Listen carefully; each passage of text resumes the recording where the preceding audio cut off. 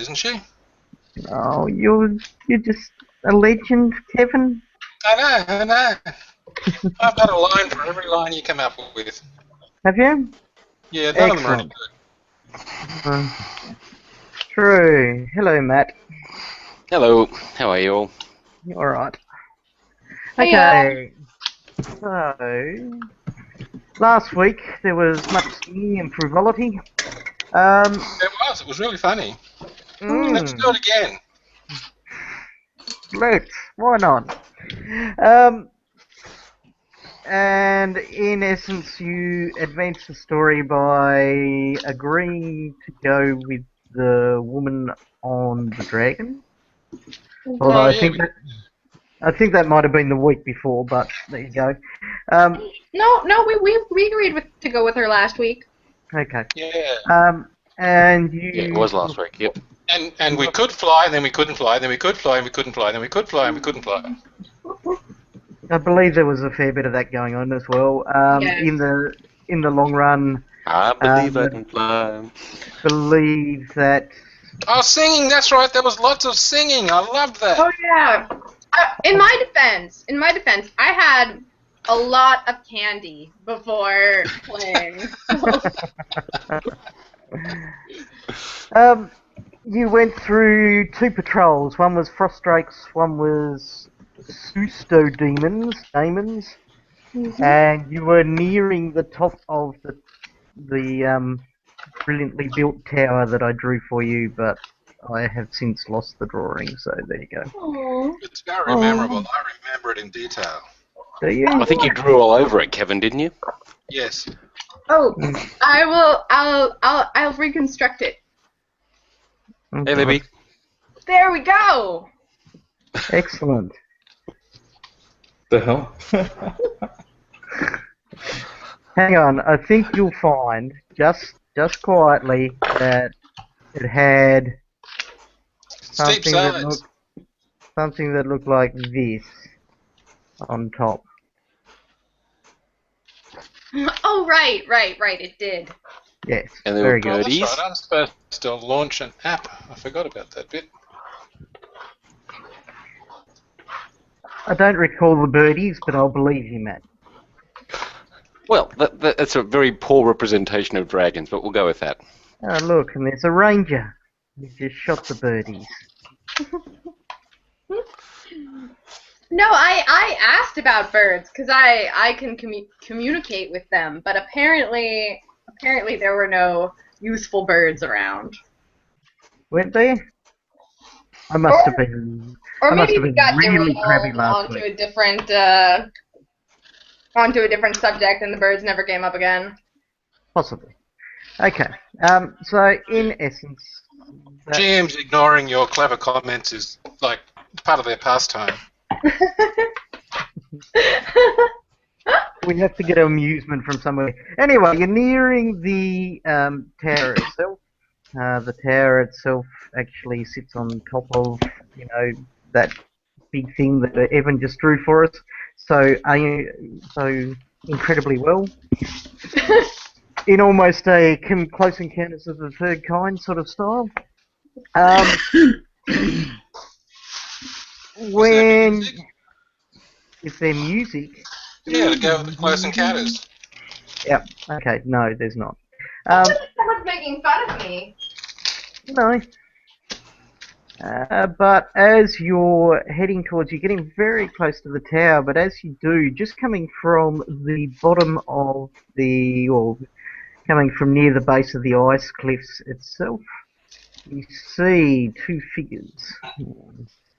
Something worthy of our challenge, you mean, rather than the miserable crap we had to put up with last week. Yeah, something like that.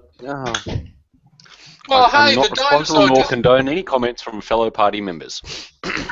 the dinosaur Can just we- leapt all over them and knocked them out of the sky. That's because the dinosaur is an insane killing machine. But apart from that, Can we act before? The dinosaurs? Can we act before the counter? nope. Nope. Why? What sort of act are you talking about?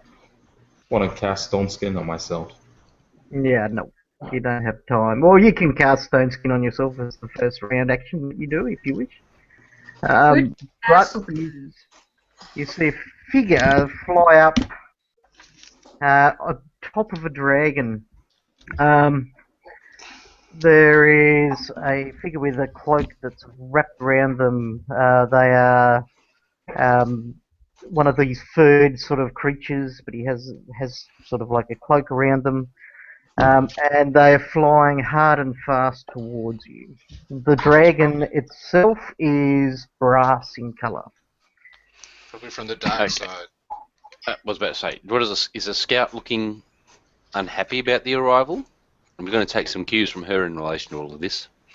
Yes, she looks reasonably unhappy about the arrival. All right. Her health. Does she imbibing of our healing last week? Yes, She should have was. been. Good. She's considered an ally. Yes, absolutely. Okay, so yeah, in comes another bogey, basically. If what I just said in an exceptionally long manner, Yes. when in reality I should have said it much shorter. But yes, we need some initiative rolls. Would be good. Is what I'm getting at.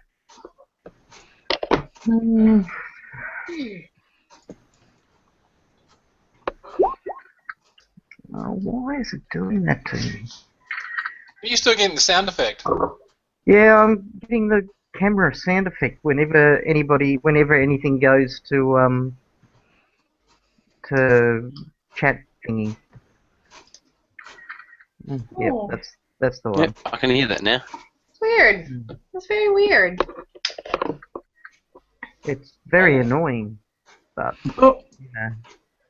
Tina turn got a 17. Jack got a 10.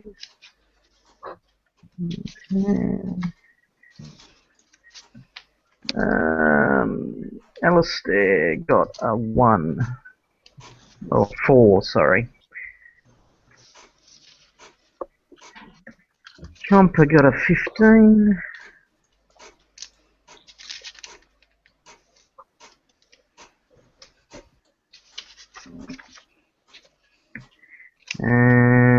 Ergen got a 17.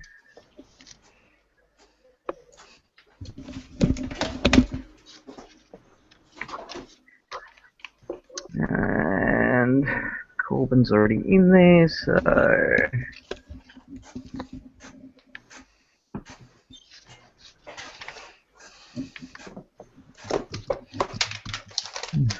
Four. And...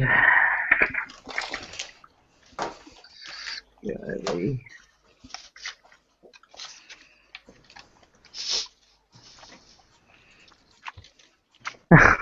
Okay. Right. So... We obviously did not want to go first in the initiative order. Apparently not. And... Finally... Well, kind of finally...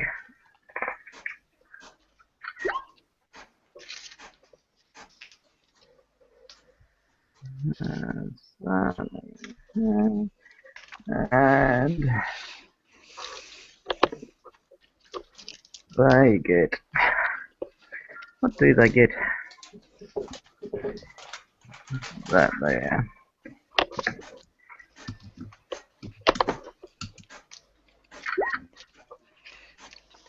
Okie dokie. Well, there's a lot of things that we have to roll initiative for. Okay. Starting with the Le Speedy Corbin Duval. Okay, well, I'll ask the dragon lady, is he an enemy? Yeah, you can tell from the look on her face that she's That he preparing is, for battle. right. And, where's my scaling button? Oh, there we go. There's only one of them? Or are we going to just put up one image? There is only one of them that you can see. Alright, well, I'll activate a Smite Evil on him and Boy. move toward him. Keena, you've got fly cast on you. Okay. Righto. You boot up your Smite Eagle and start moving. How far? Oh, there we go. So we'll go out on a tangent, flanking maneuver. So we'll go to about there. Oh my god. Tactics. So it will be about there. No worries. Okay, you move Okay, towards the only person that I'm seeing at this point in time is the dragon. Okay, go to the top left, Matt. Top left. I'm zoomed. Oh, jeez. All right. Zooming in helps. Cool. Okay. Right. So that brings us around to Ergen. So,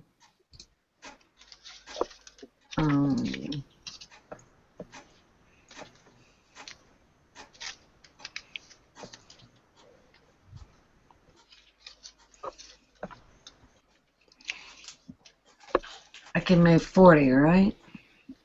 Yes. Move to about 40. And just be ready. Righto, you prepare. Chomper.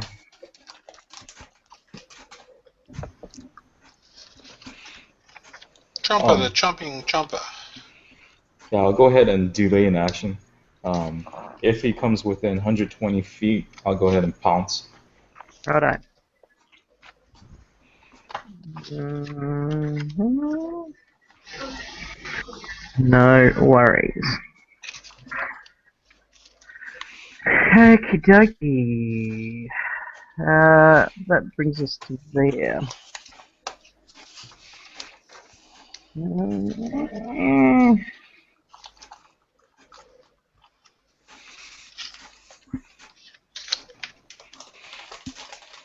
Got that.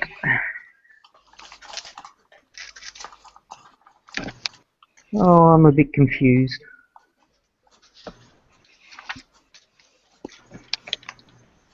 But that's okay. It's a natural state of being.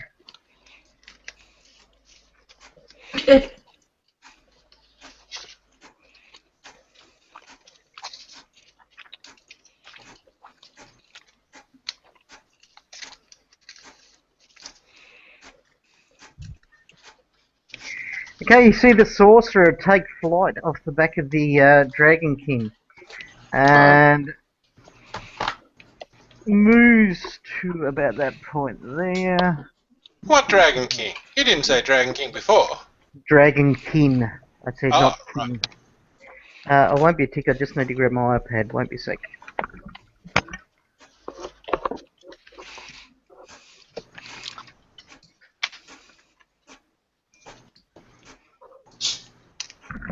And for the record, was anybody else just hearing, the Pirates of Penzance then?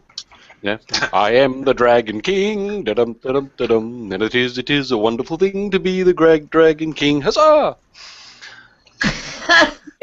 Evidently not. Okay, all right. You should have stayed that up for when he came back. I am back. I heard it. Good. Note for note.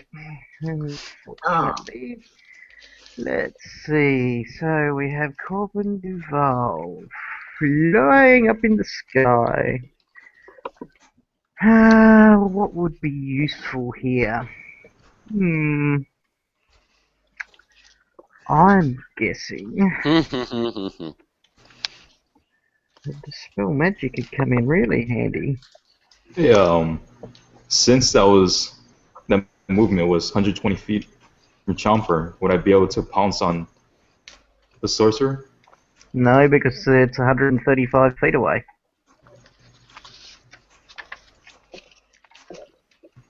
So there. Mm-hmm. I didn't mean to do that. I don't know why I moved myself. Sorry.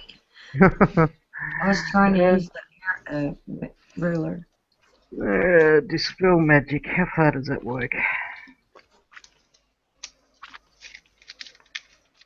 Yeah, you're in range of that. Or will he play nice and honourable? Yeah.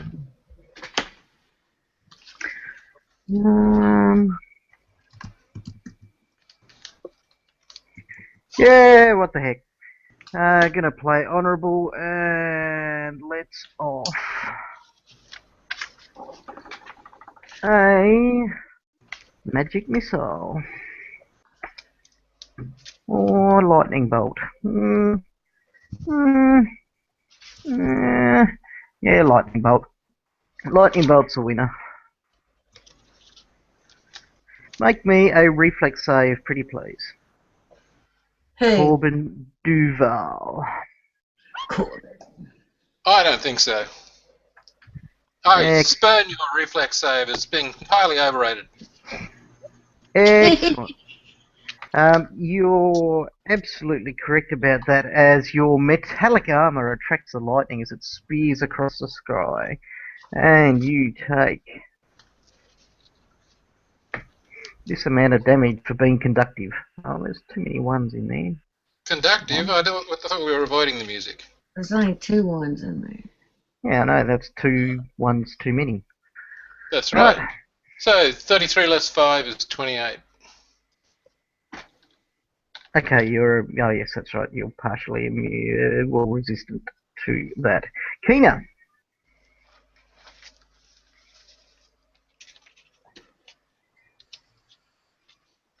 Seven. Oh, yeah. Hi. It's my turn. Okay. I will get closer. I can move up to 60 feet, right? You certainly can. You guys, I don't know about movement strategy. Teach me about where is safe to move. I'm a witch, so I'm weak. Okay, then where it's safe to move is behind the paladin. So like right there? Well, a little bit further back. Stay in the circle, but as far away from you at the same time. Alright, so there. Yeah. Okay. You get the protection from me, but if he drops a fireball, you may be able to avoid it. Okay, I'm just gonna stay right there in the happy circle, but not too close. Because the paladin smells. So are these two guys? So the rider and the dragon are separate of each other? They are now, yes. They weren't when they flew up, but the sorcerer took to the air. Okay. Oh, the sorcerer is only 70 feet away. Drop the evil eye on him. No, I have to be 60 feet to drop evil eye on anyone. Oh, maybe I could have, but now I don't remember where I was. Where was I? Where was I? Yeah, it's all right. Throw something else. Put a. I think you were pretty much right near Jeremiah there, so I could go like a little bit closer, but I don't think I would quite make it. Because the dragon might come over and chomp you then. Yeah. Yeah. yeah. I need to learn to think about these things a little more. Before I just do them. No regard for the consequences. So you casting any spells or doing anything? I am.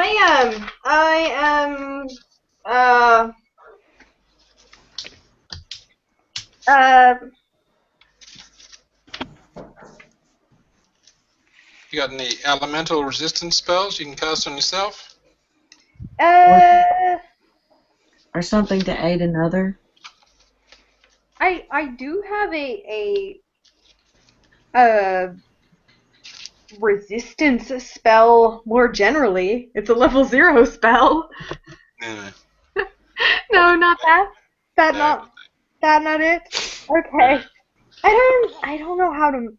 I still don't know how to do, you guys. I still don't know how to do things. You got anything you can aid another with? I don't know what aiding another entails. Like giving someone else a boost, giving them resistance, increasing their characteristics, giving them a save throw bonus, giving them a hit bonus, giving them a damage bonus.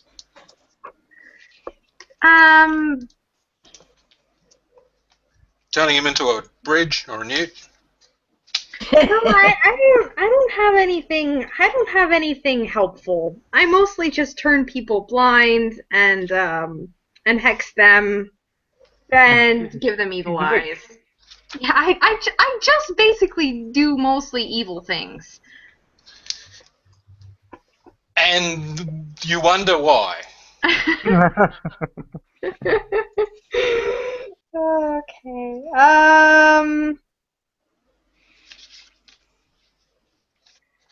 You got a lightning bolt, or have you used that from last week?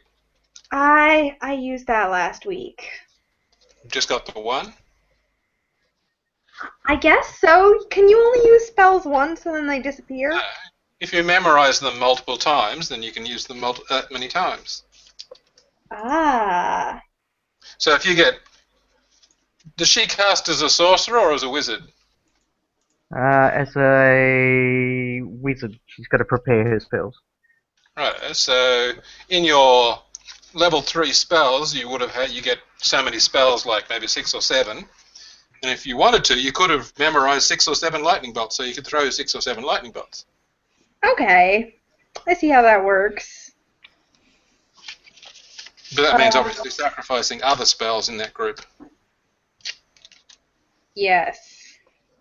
I should be helping you, shouldn't I? Sorry, I'm Yeah, you're the wandering expert about the on place. Is your mage armor available, or have you cast that? I cast it. Basically, my character works really well by, like, hexing them in the beginning to get their saves down, and then actually casting spells. If I don't hex them, have them already hexed, it's kind of a waste, because they're almost certainly going to make their saves. Well, if you move over to this side of the circle, won't you be in range to cast something on that? I will! Can I do that? Is that legal? Am I allowed? I kind of messed up my move. We're all friends here. That's right. You're still holding on to the chess piece as far as I'm concerned. Okay, alright. I'm at this side of the circle. And we're within 60 feet. So let me see which of my dudes work within 60 feet. It's not Evil Eye. Evil Eye does not work within 60 feet. Did you see what she did there? Which of her things that she's going to do? Oh, a pun! Oh. One of them does. I swear one of them does. Punning is considered evil, you know. What's considered evil? Puns. Puns. Puns, well, puns are... They originated in an evil school of magic. They're so punny, though. Oh. I love the response. For the record, that was deserving of all of those.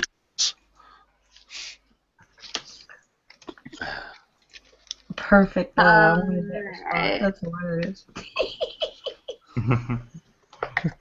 Well, I will. Okay. I'm gonna try. I don't even know if this is gonna be useful, but I'm going to try the Retribution Hex. It's the only one that goes within 60 feet because it's a more powerful hex. It's a major hex.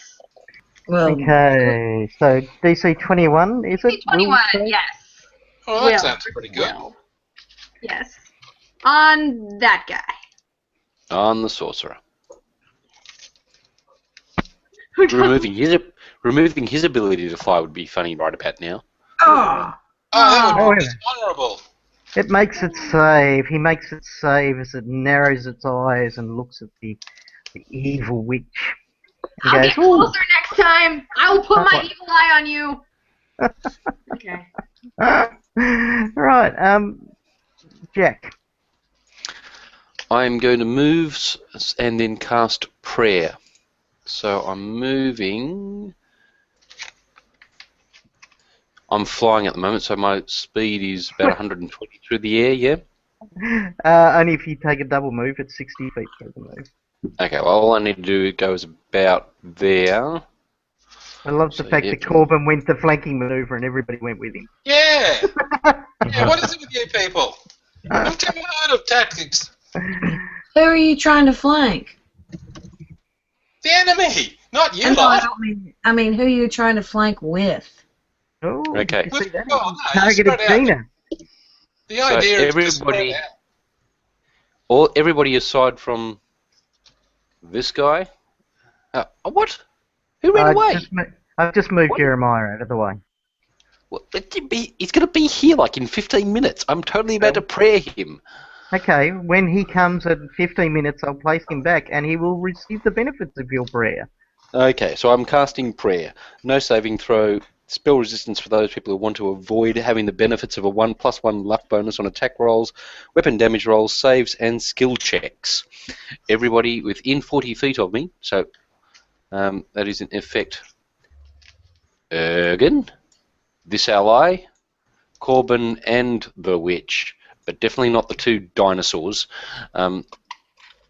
Yes, just. So who's racing in to say, oh goody, we're on the wings of a prayer?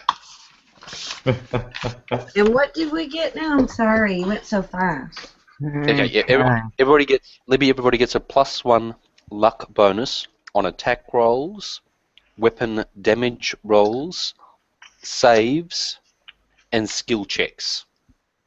Thanks, dear. Sorry. No problem. What? How much of a bonus? +1.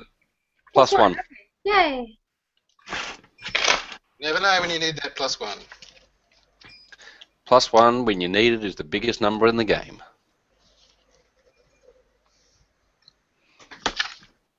Hmm. Hmm.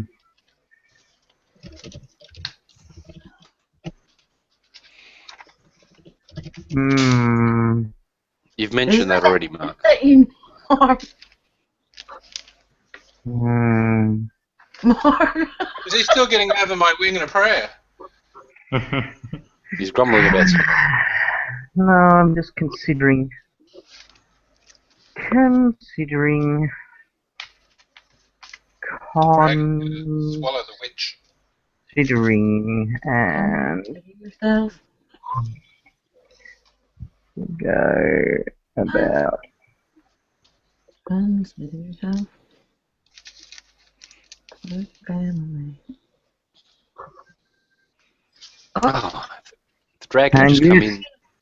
That meets Chomper's criticality. Well, actually, hang on a tick. Chomper would have gotten him about there. So I'll move him to there. And Chomper leaps.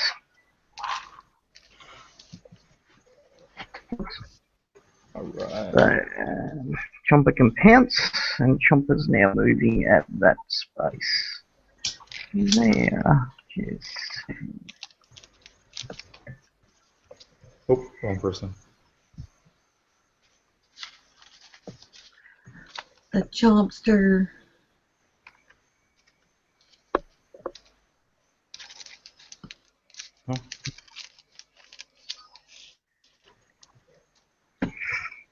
Okay.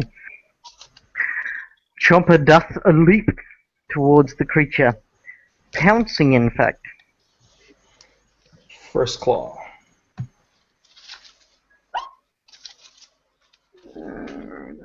Yep. 25's be hit. Second Just. claw. X miss. Yep, roll again, see if it's a critical fail. No, 21. Oh, sorry, 21. Yeah, it's a miss, sorry. I was looking at the one below it. And a bite. And the bite misses. Okay, as it continues on, finishing its move. For the record, Mark, I've just got a message from James. He's on his way home, so he should be logging in about 20 minutes. Yeehaw. Awesome. Right.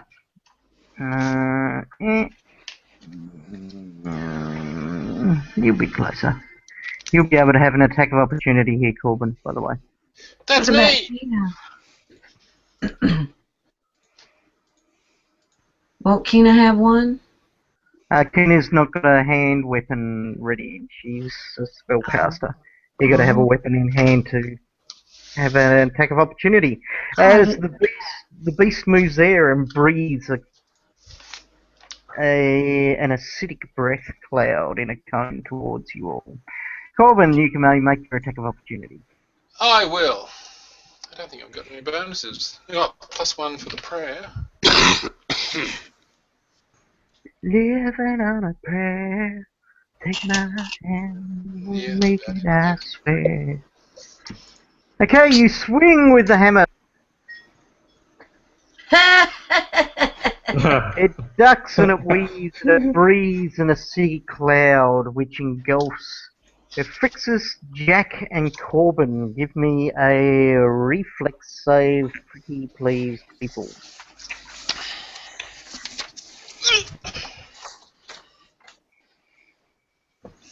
Is it an Can I get the enchantment? plus? No, it's probably presumably not. It's a +1. breath weapon. Everybody gets +1 for the prayer, don't forget, so that's a 20. Good point. Okay, then that prayer actually saved you half an amount of damage. There you go. Okay, I There's my suppose natural 20 for the night. I'd better roll the reflex save for the other dragon, hadn't I?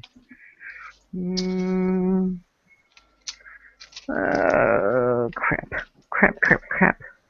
Crappity crap. Where are their saves? Reflex save there, +9. Crappity crap. Okay, everybody saves, so you all take this amount of damage. Which is,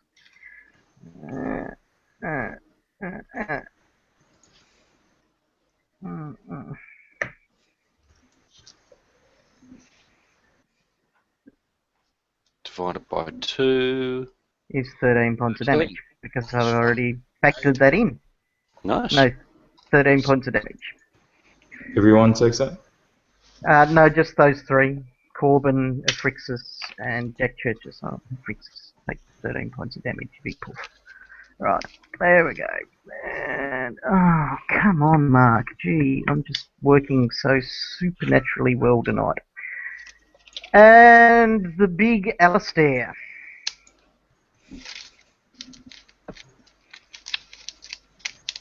How many rounds does that enlarge? But it was minutes, wasn't it?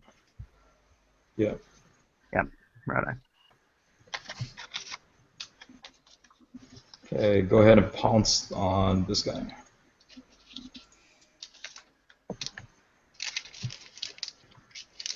You'll move 140?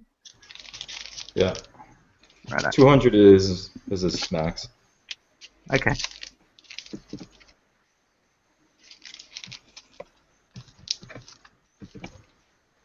You leap and pounce.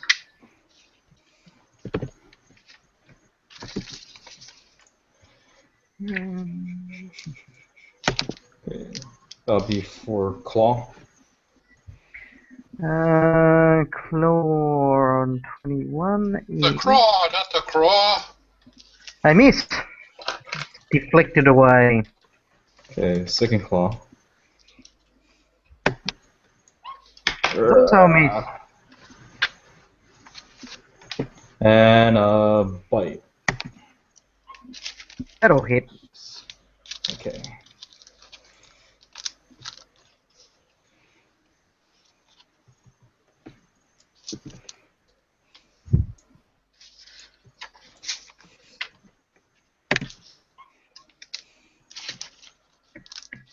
And grab.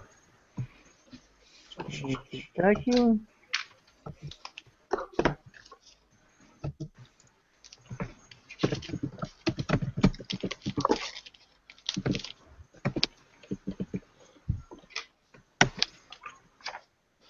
It is a natural one, and therefore a complete failure. It slips through your teeth. Right, where are we? You, my friend, will flies in at the sorcerer. Oops.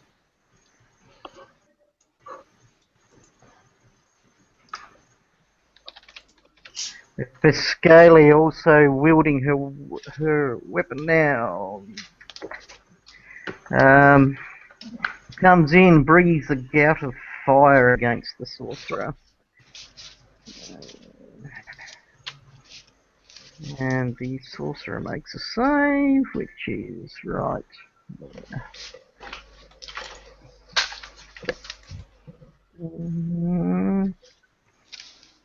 I've lost it. There we go. Okay, taking only partial damage. Ooh. The sorcerer takes 13 points of flame damage.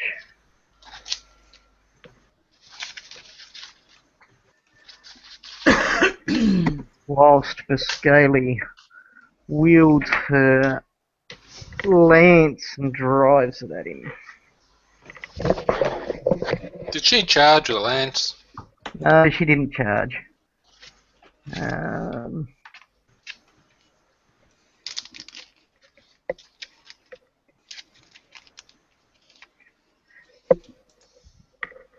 However, she does unerringly strike the sorcerer with her lance.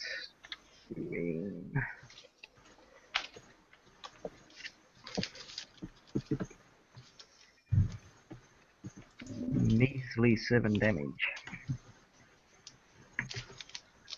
Corbin Duval, back to you. Back to me. Where the sorcerer is over there, the coward. Alright, so...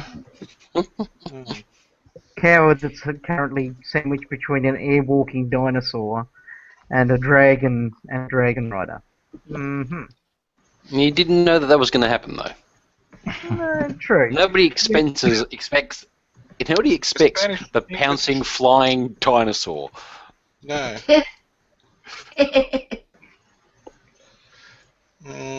Just trying to find out. What have I done with it? Where has it gone? Oh, here it is. It's making a call out. Powers are going to. Swift action. It is a swift action. Good. Righto. So we'll activate a Smite Evil on the dragon as well, on the assumption he's probably evil, and clubber him Okay. with a vital strike. You clobber him with a vital strike, but you do detect that he is not evil. Oh well, so it won't work then. That's all right. He can turn evil. I'll give him the option if he likes. Okay, well that's not going to make a very good hit then. It's just going to be, 30 points or so. Please sign Plus this one. waiver form Plus here, initial here, and yes, just tick that box there. Excellent. You're now evil. That's right. Yeah. You just now sold your soul. See? Matt knows how it works. He's a lawyer. Two for that.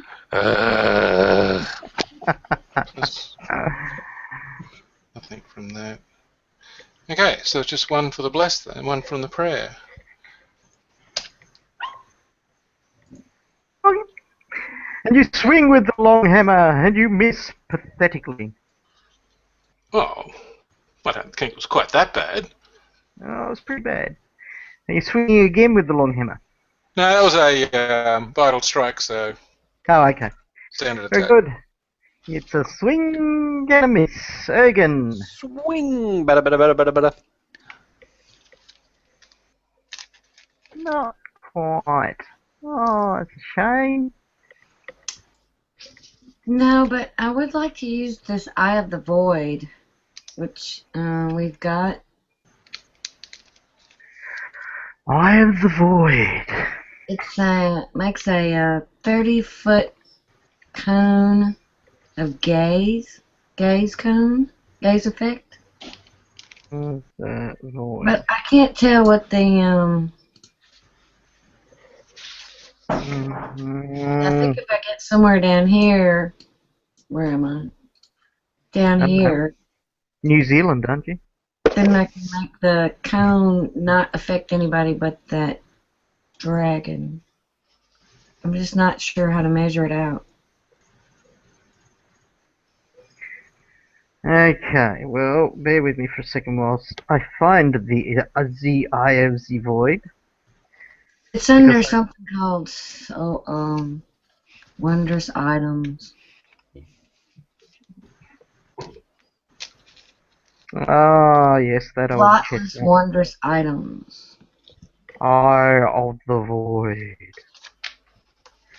The Eye of the Void appears to be a normal blah blah blah. However, when commanded to open, the eye reveals itself as the terrifying multi-pupiled eye of the abomination from the dark spaces between the stars. Once per day, the bearer may hold the eye and speak one of two command words to open the eye. First word creates a gaze effect in a 30-foot cone. The second word creates a gaze effect in a 15-foot sphere. Each creature subject to the gaze must make a DC 16 will save.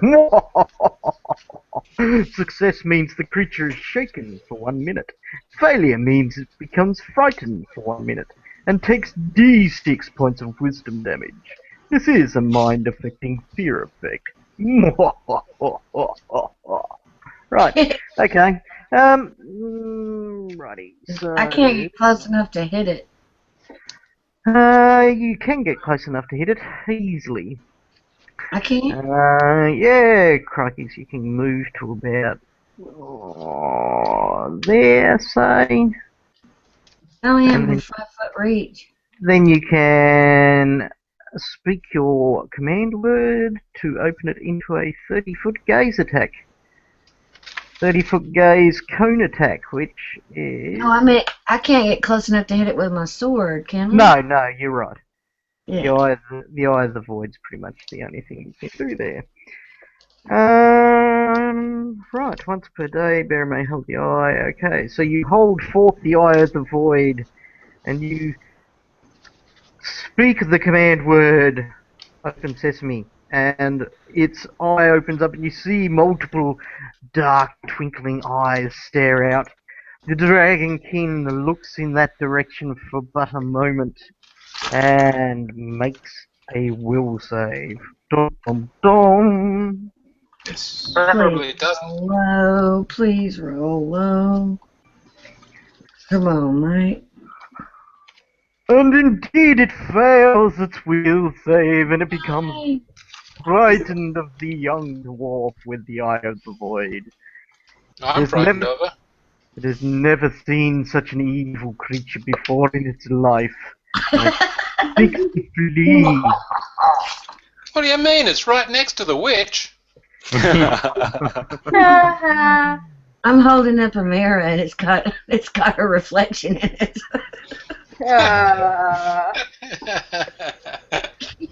Okay, Lord Yon Sorcerer. So what does Does- shaking do to a creature, though? It's not shaken, it's frightened. It failed its save, therefore it is frightened. And it is going to run away from you as fast as its little wings can carry it. And it takes 1d6 points of wisdom damage. Oh, and it takes 1d6 points of wisdom damage, which you can roll if you wish. Gun. Roll big, roll big, roll big. A cute Halloween witch. Right, oh god. Okay, as What a the, roll! Oh, yes, big one. Woo, yay! That's Alright. why I keep the dwarf. the sorcerer uses its concentration to fight back with much peril. It decides that it is time for this gigantic dinosaur to learn the meaning of fear. And Shrink him! Shrink him! it's going to...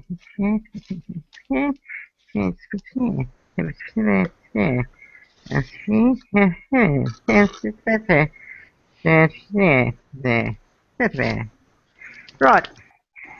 Okie dokie.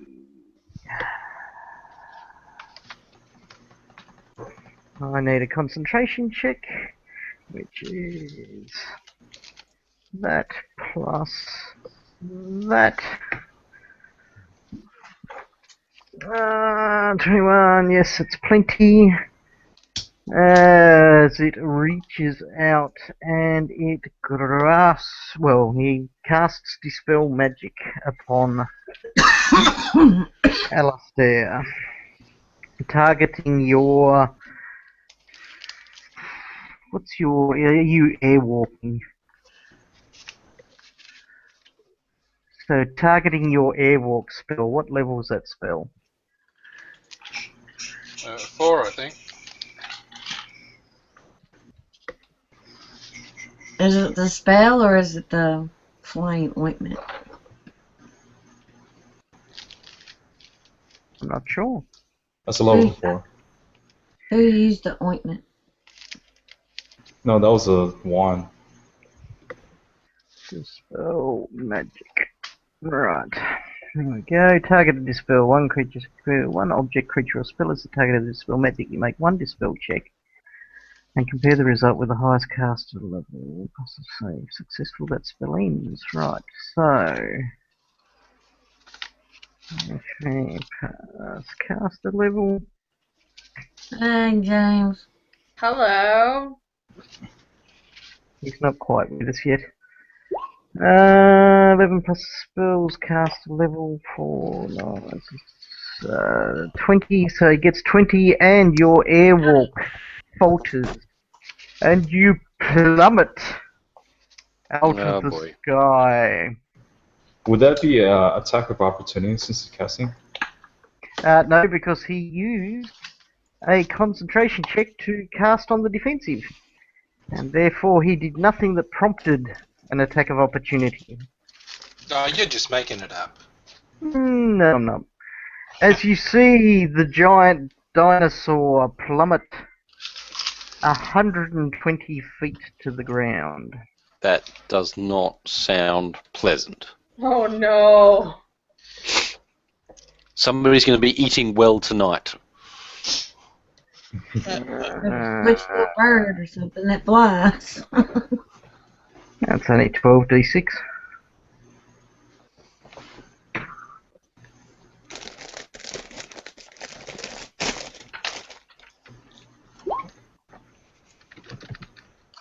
As you slam into the ground below you, doing 41 points of damage, Alistair. Okay, so we'll currently pop you out of the picture. Being low. How do I represent low? Swing low. Oh no, wishes he had wings. Righto. Jeremiah, what's happened is a sorcerer with a dragon has arrived and is trying to munch on you just as you get very, very close to the that place. Where is it? Castle on top of the thing. Yep. What's we call it? Very good. You have had prayer cast upon you by your wondrous friend Jack Churches, who you're currently giving cuddles to because he's just so wonderful. Oh, Right. Thank you, Jack Churches. Keena. Okay. Have you guys got this Looking this out for dragon you. thing? Because I think I think that sorcerer guy is pretty bad, and Trouble is, if you try and move away, it'll get a free attack on you. it will. Yep. No, it won't. It won't. It won't. No, That's it right, won't because right. it's currently, well, it theoretically could, but I'm going to state that it's currently got its eyes firmly squared on Ergen at the moment. And the void of the orb, or whatever, that orb of the void, or whatever the freaking Eye thing of the void. Eye By of the the way- void, thank you. Does the +1 from Jack add to the damage of the his No. It's not So a it's not weapon seven. damage roll. bummer? Good try there, Libby. Sweet beans. All right then. Gotta be physical damage, not. It's got to be Actually- weapon damage. Oh, there she is. What are you gonna do now? Okay. Evil eye on the sorcerer. Okie dokie. Another DC 21 will save. DC 21 will. I'm pretty sure. Oh, bugger. Yes. Oh, ho, ho, ho. Whoa, critical fire blast. So what does that mean to me? That means the -4 penalty on saving throws. Okay. For 9 rounds. No worries. Piece cake. Right. 9 rounds. Only that long, huh? Jack, roll some initiative for me, James, by the way. Yep. I'm moving to a bit more central space. Over here. 60, you say? Don't get an attack of opportunity. That's what I say. Sorry? That's what I say. Who gets attack of opportunity? No, Oh, don't everybody. don't make Right. somebody hit you. Everybody That's gets right. to hit Jack as he moves past them. Oh, Not bonus. within. Pat him on the back, because he gave me +1. Okay, I'm getting over here, and then I'm doing a channel heal on all my allies. You got enough charisma to exclude 2 people? Oh, do I have enough charisma? You did not hear my singing, obviously. I rock the bardic stuff. I got plenty of charisma. Roll Right. 3d6. Well, why are you healing? Because people took damage last turn, myself included. I took 13 points. That's right, I took more. Okay. So everybody gets 11 back, including me. But Well, I'm not just thinking about myself, you see. sort of Yeah. everyone. Frixus does, and Corbin does, and that's about it. But, you know. What? Get what? Thinking about themselves? Yeah, no. It's alright. Okay, Jumper. Yeah, everybody's within range. Yeah. I know. Good. Go ahead and pounce on him.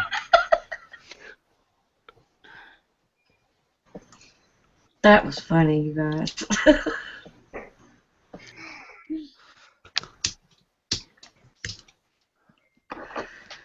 Okay, first claw.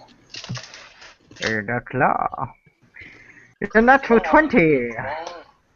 Roll another claw. d20 and I'll tell you if it's a critical hit. Oh, please do. Please do. Okay, well, yeah, that's a pretty Wow. much a critical hit. So I'll do you. Roll one more time for insta-kill. No. Sounds like something in a box. Ooh, Insta-kill. what's in the box? What's in the box? What's in the box? What's in the box today?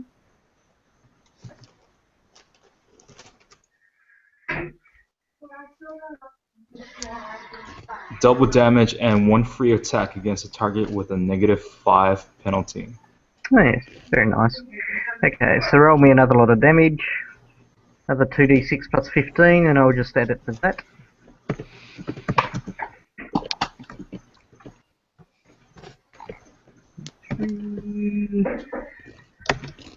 That's 25, 48 points of damage.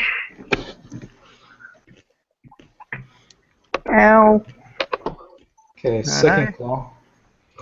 Second claw. Is a miss. And a bite. Is a miss. Now give me the free attack at -5 for the claw.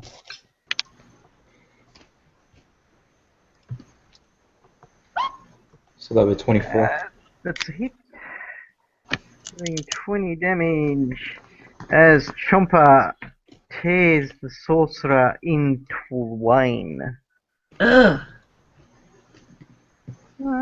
Yes, just, in fact. Okay, as Chomper rips the body in twain and throws the pieces down to Alistair, who can jump on top of them or do something or other.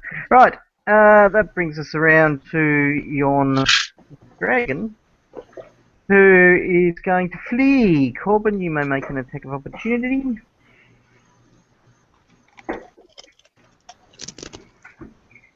As it does, in fact, flee. By the Got way, rid of that Kevin, one at the appropriate time. natural one. Roll again.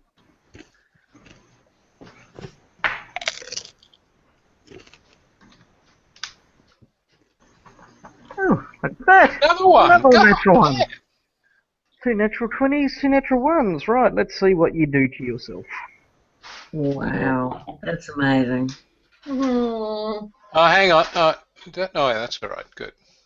Just checking it was not rolling ones all the time. Cries out, butt kicking for goodness. Critical mistake. The attack hits you and is a critical threat. You must roll to confirm the critical hit. Oh. Well, I did. 32. Okay, 32. So you've just critical hit yourself. What's the multiplier on your weapon?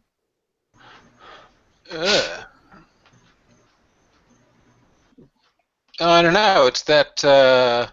It's the same as the long hammer. It'll be times 3. That's right. It was from the last module, wasn't it? Yeah. What Probably did is I times do? 3. Didn't just kill yourself, did you? Okay, bear with me for a second. I'm just going to grab the other module. No, I don't think so. When you use a hero point? I don't have any hero points left. I do. I thought he said we couldn't use them anymore.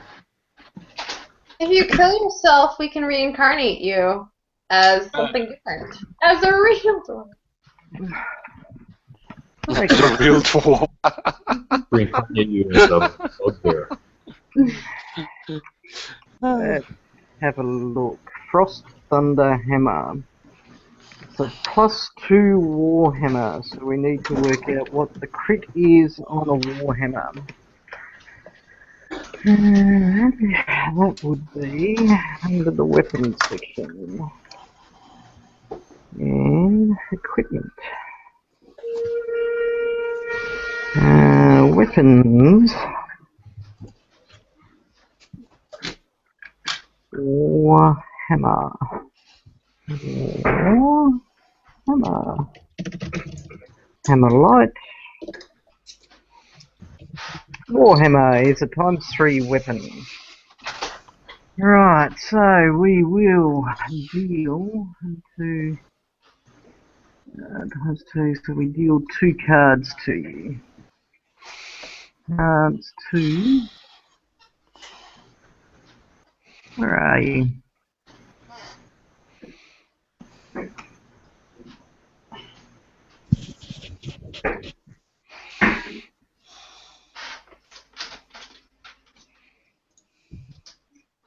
Corbin the Tall is what I'm looking for. Why can I never find you? There we go. I'm the one with the big circle around me. He's a glow zone. Okay. So, do you know how to handle the cards? Yes? No? Yeah, dude, so I can't see them at the moment. So, it's a hammer, which is... A bludgeoning weapon? Which is which one? The top one. Oh, great. So, double damage plus target is fatigued, or the other card. So, where'd the card go? Well, I'm not taking... Oh, no, I can't see it. Normal damage and target is blinded for D3 rounds. Right, take that one. Yeah. Probably a good idea. Double damage on the triple damage would probably kill me. No, it's not triple damage. You would only do the double damage sort of thing, but normal damage is better. So you just roll normal damage. Okay. Where's Corbin gone? So, I think this has got the Vital Strike, but we'll see. Have a look at it. Oh, no, it doesn't. So that would be it. 22 points of damage to yourself Hang on, as you no. slam. The 2 and the 2 is the Vital Strike, so it would just be 18 points of damage. Okay, 18 points of damage. 25, 18, 35, 43. Okay, you belt yourself in the helm, spinning your helm around, which will take you 2 rounds to replace, and therefore not be blind anymore. That's hilarious. And you see the dragon just basically drop and fly at top speed, which is 120 feet. As fast as its little wings can carry it away. Wow, so Okay. much for King of the Dragons. So, Martin, how is Alistair getting back up into the sky? Use another charge of airwalk. Okay. The one. You have actually fallen into an encampment of rather surprised, I don't know, people, little furry people that are all going, holy hell, did you just see that? It's raining creatures that we've never seen before that are massive. Furry people are they Ewoks? No, they're like tall and slim versions thereof. That's right. The ATST has just dropped out of the sky amongst a whole pile of Ewoks. Okay. And you take to the air again. You see your good companion Alistair leap back up into the sky, and you fly over the edge of the building with Biscayli calling out, "Fire! Do not fire upon us! They are with me!" That she calls out. What's the password? I'll go over and assist Corbin while he's blind. Okay, you go and help him put his helm on the right way. Oh look, I found it! Hey, that's cool. Look what I found, people. Look what I found. Yay! Oh, I remember now. That's awesome. I'm awesome. Little Right. brown trees or something down there. Moss or whatever you said it was. They were the people down around the bottom that sort of, hanging out around the place going, hey, this is a cool place to hang out. I don't know what I'm saying. Pay no attention to me. There's a bird. it's fine. Okay, bloody There's a bird. flying rectangle. Okay, I'm about to disappoint you all.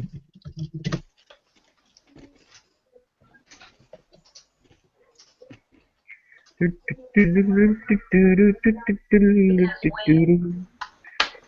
a smile. Okay. You see, Spurhorn is indeed a large, majestic castle that sits atop the, castle / Mary / why is there a robot on my screen? Flying robot. You can see that it has 1, 2, 3, 4, 5, 6, 7. There are 8 bastions that are around the walled area. There is absolutely no way to get in via foot, and you must actually fly over the top. You can see from here that there are 5. There's a central keep, which has a large sort of hole carved into it where it seems. Well, you see that it's about the size of Dragonkin and their riders and stuff like that, so you assume that they all swarm out of that hole at some stage, and you also see 5 bastions also around there. Is that basilisk? Basilisks. No, What are you bastions. saying? Towers. Oh, bastions. Yeah, Bastions. yes, bastions. I hear now. I heard thespians, and I was a little. Thespians. That's right. There are 8 actors holding the wall up. like, With large Like bullets Fireball, mounted anyone? upon them. Okay. We need to go find the 2-headed eagle in there. At the Right, spur. well. Bear with me for a second because I've finally gotten the map uploaded, and I shall make it larger Fun. so you may see precisely what it's about. There we go. Oh, gee. Wow. Okay. That's the map layer, and then I'll get rid of some of that Oh, I've got a stuff. giant robot. And then I'm going to do this, which does that. This. Right. So you may land anywhere in and around there. These are little covered buildings. You can't actually see the stairs in them, obviously. You can't see the stairs in these, but you can see the What's up here? stairs are down there. That's a B5, of course. Crikey. Is that a good place to land? No, it's on top of the keep. There's nobody there at all. It's 60 feet tall. Pretty much a solid stone block is essentially there. You can actually out in here is a garden, to tell you the truth. B10. Aren't these towers? Yes, they're towers. And you can't access them from the garden? No, you can't. What's this? That's the hole with the gates that they come flying out of. Except You might be able to get in from the rooftop to B11. Looks like there's some sort of door there. Does our friend, I forget his name, does he know where? Scaly. Does he know where? Scaly comes and she lands down around about here. Well, Does she ditto know then. about the two-headed eagle, right? Yes, the commander Faramol has a two-headed eagle as a pet. Well, let's go. Landing next to Biscaly. We want to go see that commander. Okay, she says as she lands and dismounts Aphraxis, who stands on his two legs. Seems to be much more comfortable position for his kind.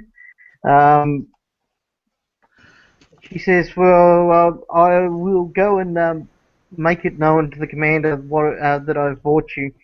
And she waves over a couple of guards and she says, "How's them in the guest quarters?" "Yes, my lady," they sort of say, and you see a couple of the crossbowmen come along towards you and ask you to follow them. Walk this way. Walk this way, come this way. For the Okay. record, the game master has been singing a lot more than me tonight. I'm just putting it out there, right? I don't want to see anything in the blog about it. I'm just saying the game master's been singing more than me. Okay, Getting to him. We're getting to him. They walk you to this door here, which is in the front of the keep, etc., and they lead you in. And they lead you into a couple of nicely made out, what do they call them? Rooms. Guest rooms. That's it, guest rooms. And they have some lovely furnishings. They usher the women into one room and the men into another. And say that they'll send some food for you to enjoy, and you'll just have to wait here until such time that Commander Faramol's ready to see you. So the doors lock and the skith blades come out. No, in fact they said they welcome you to walk around and get to know the layout and the region and all that sort of stuff, so feel free. It's time for a Alright. sleep. Well, Yeah. I'll wander out and head down to the if there's a mess hall or something like that.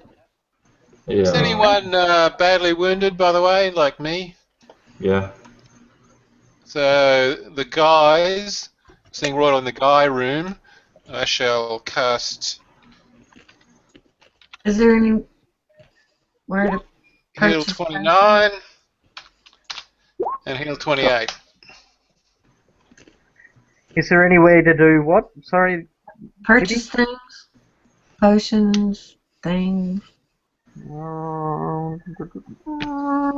Okay, so you go out and ask that. Did the body of the sorcerer have anything on it? Main chest? We didn't go collect it. You can go click. It landed Not on an top of enemy. Alistair. It fell into the hold of basically the enemy, the enemy place. Wherever the, oh god, I'm working What really well fun with is a words murder if we don't even get to loot the body? tonight. Hey, we need to find out off the dragon lady whether that was like what we clobbered easily was the best they've got. Because if that's all they've got and we've already beaten it, we should go down and just attack them like crazy. She says, I am unaware of exactly precisely what they have, but they do have exceptionally large numbers. However, if you feel that you could break the siege in hand-to-hand combat, please. Where's her army? When is her army arriving? This is our army. She points That's it. around. Wear it. No, there are people about. You can see that there were figures, like the furry figures, walking along the top of the wall, crossbow people, magical-looking So people. all we have to establish is air superiority. If we can establish air superiority, we can fly food and supplies in and out all day and all night, and there's nothing the enemy army can do. The siege becomes pointless, and they may as well go home. Well, no, actually, they have, as you've just seen, a large array of No, flying that's what I creatures. said. We have to establish air superiority, so we just got to kill all their flyers. That's a good idea. Let's kill. The paladin is suggesting wholesale murder, which is being supported, unsurprisingly, by the evil witch. Yeah, I don't think that's a good plan after all. What? Okay. I say yes, and then all of a sudden it's not a good plan. It is a good plan because I thought of it. So, Okay, but I'm thinking as a war commander here, we're trying to break a siege. there is no place that you can go and purchase potions or anything like that, unfortunately. All right. Well, I mean, you can't go getting all high and mighty just because one plan might result in us killing people. We're gonna have to kill people, like a lot of people, in order to break the siege. I Exactly. mean, It's not like we I haven't might killed people enjoy before. it a little bit more than you. But Armor.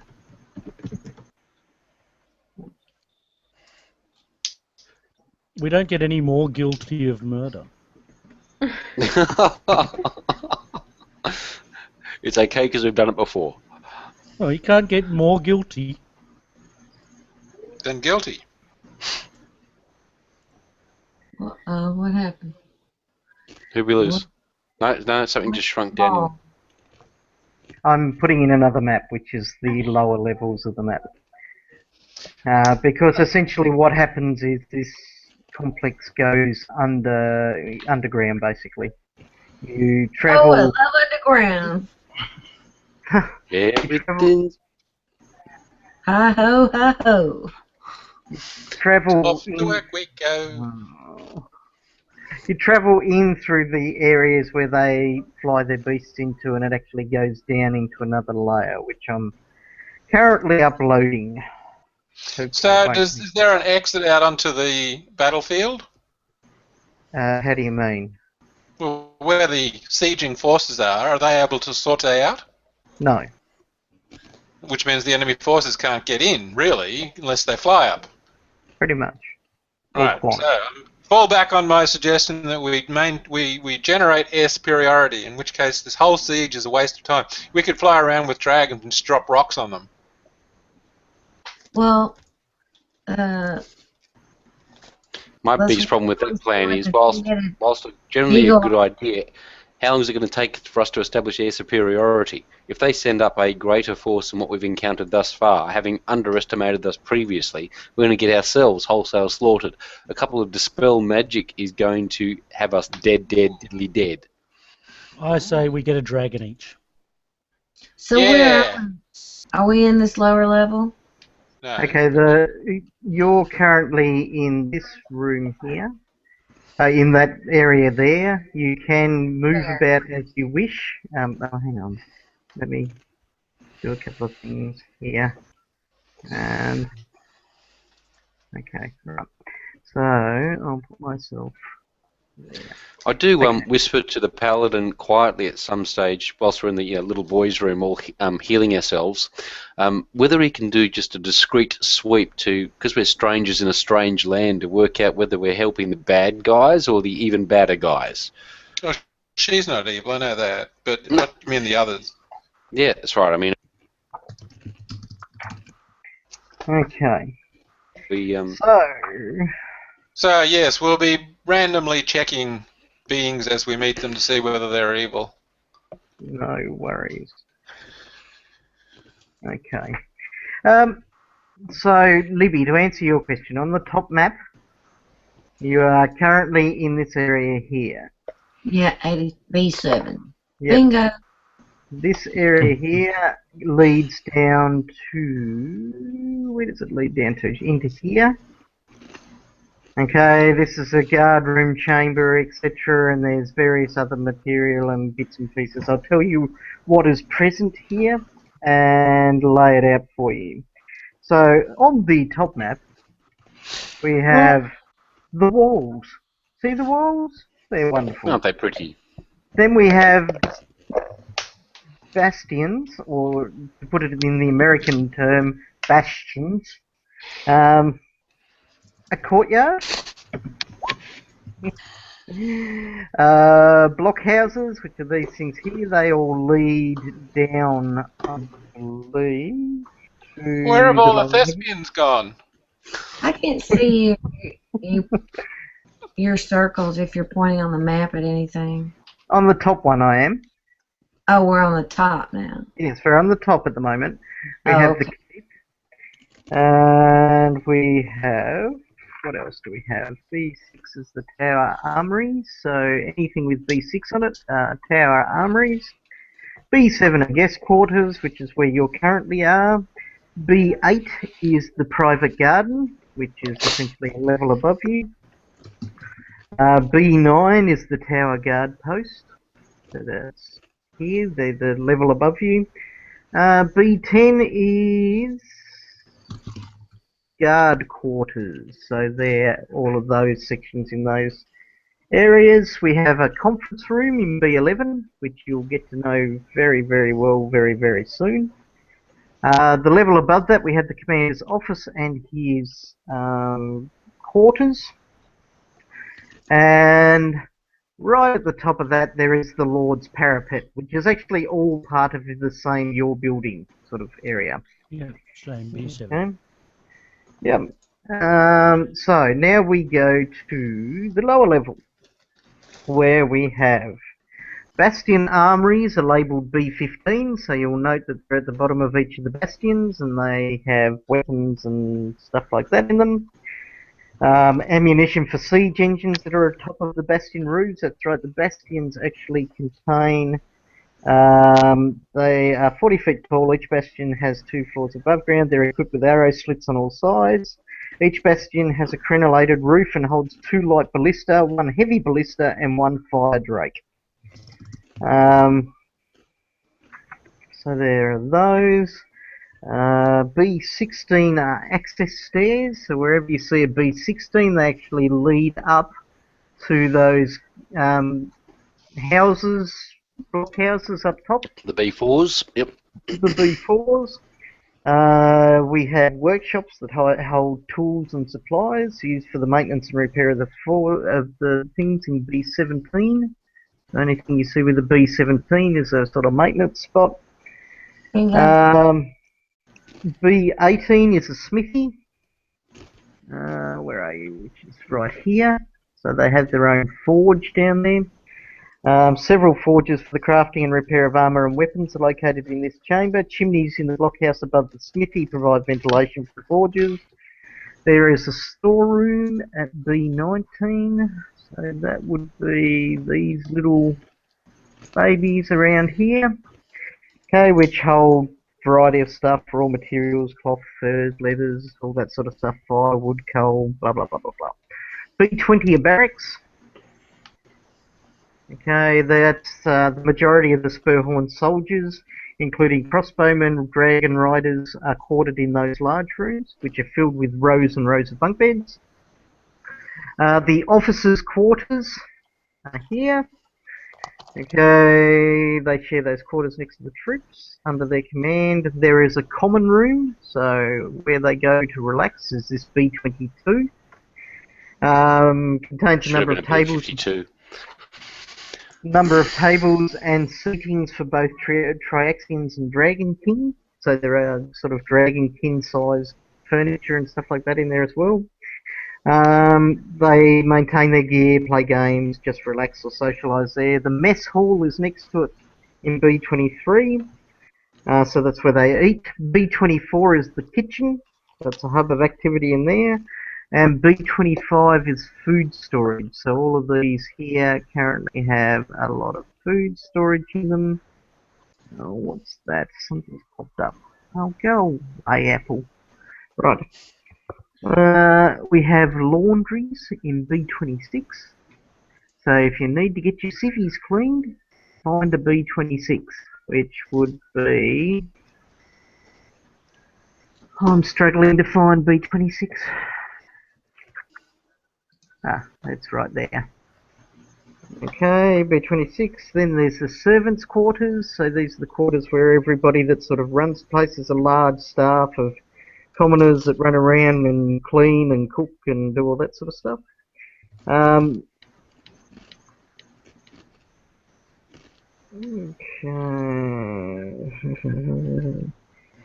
The Seneschal's quarters, whatever the friggin' hell a Seneschal is. Burhorn's Seneschal. Does anybody know what's quartermaster? Yeah, Seneschal's the guy It says- who stands in for the Lord when he's not around. Okay. Well, that's a blue dragonkin by the name of Nebra, and she lives in there. There are baths in B29, so in here. The cistern is B30. Rainwater and snow melt collect in this subterranean chamber, which is the only source of fresh water in the area. We have an armory in B31. Okay, large central room contains mundane weapons and armour for Spurnhorn's garrison, as well as crates full of arrows and crossbow bolts. The infirmary, so for sicky people, is up here in B32. B-32, noted. B33 is the medical storeroom. B34 is the chapel. There's a large statue of a dragon in flight that dominates a small Oh, shrine. Nadja and I. Oh. What? Well, I'm just thinking, you know, the appropriate song was, you know, we're going to the chapel and we're going to get okay. married. But you went and killed her. So anyway. You gotta let that go. You gotta let that go. Grief is okay, but let it go. So, Let it go.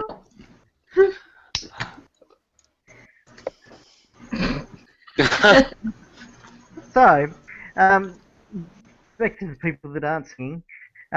We have in the chapel a large statue of a dragon in flight that dominates a small shrine dedicated to Apsu, the Waybringer, god of the metallic dragons. There are several six priests of Dragonkin and both Dragonkin and Triaxians. There are the priest quarters in B35. In B36 we have the Hall of Remembrance. The Hall of Remembrance has paintings, plaques and small statues that honour past heroes of the Dragon Legion in this gallery. We have a guard post at B37. Okay. Where there are 2 pairs of Dragon Riders and Dragonkin, as well as 4 Dragon Legion crossbowmen staff this guard post at all times. B38 is the Assembly Hall. Dragon Riders and Dragonkin of the Dragon Legion assemble in this chamber below the flight ramp.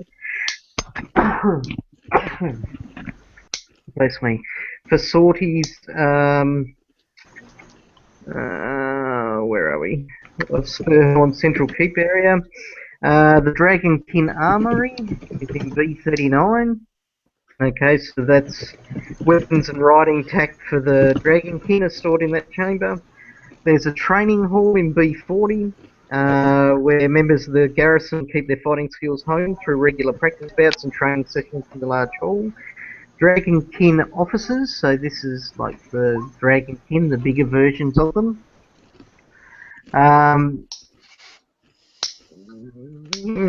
So that's where they live. The Dragonkin, the rank and file Dragonkin, live in B42. Okay, the Jailer's Guard post is in B43. Okay, that's in there. So there's a jail in B44, and I just realised right now that you don't know that that exists. So pay no attention to B45 because it doesn't exist. That's alright. It's alright. It's just if you tried to teleport in, that's where you would appear because there's wards and stuff like that for teleporters. We wouldn't have worked out where it was because we'd count all the numbers and 45 would be missing. Oh, yeah, true. But normally I actually spend the time to get rid of those numbers, but it didn't work for me this time. B46. Where's the B46? Over here. Below. Okay. Down the bottom. Yep, down here we have B46. They are the Ice Seas barracks. The Dragon Legion's Ice Seas stationed at Spurhorn are quartered in those rooms. The Ice Seas are basically a platoon of oracles. Okay, that... I see. Oh, I get it. Funny joke. Ice Seas, yeah. Okay, nothing to see there. And... Ignore the giant red square. B47 is a library. B48 is the archive. So the library has access to this library. Contains books on a wide variety of topics, from popular fiction to military strategy and theory. And the archive has books and scrolls filling the shelves of the Dragon Legion, contain a complete history of the Dragon Legion and Skyfire Mandate. Focused on holding to the person. No spell books. And that's essentially it. So, tell me how you're going to spend your first afternoon here. Sleeping. Okay, well, I was really embarrassed in that last fight, so I really need to make myself like look really presentable, and like that was a fluke, and not like I'm the sort of person who just screws up and falls out of the air all the time. So I spend my first afternoon. Oh wait, like, no, you're not like that. I forgot I had to leap in there.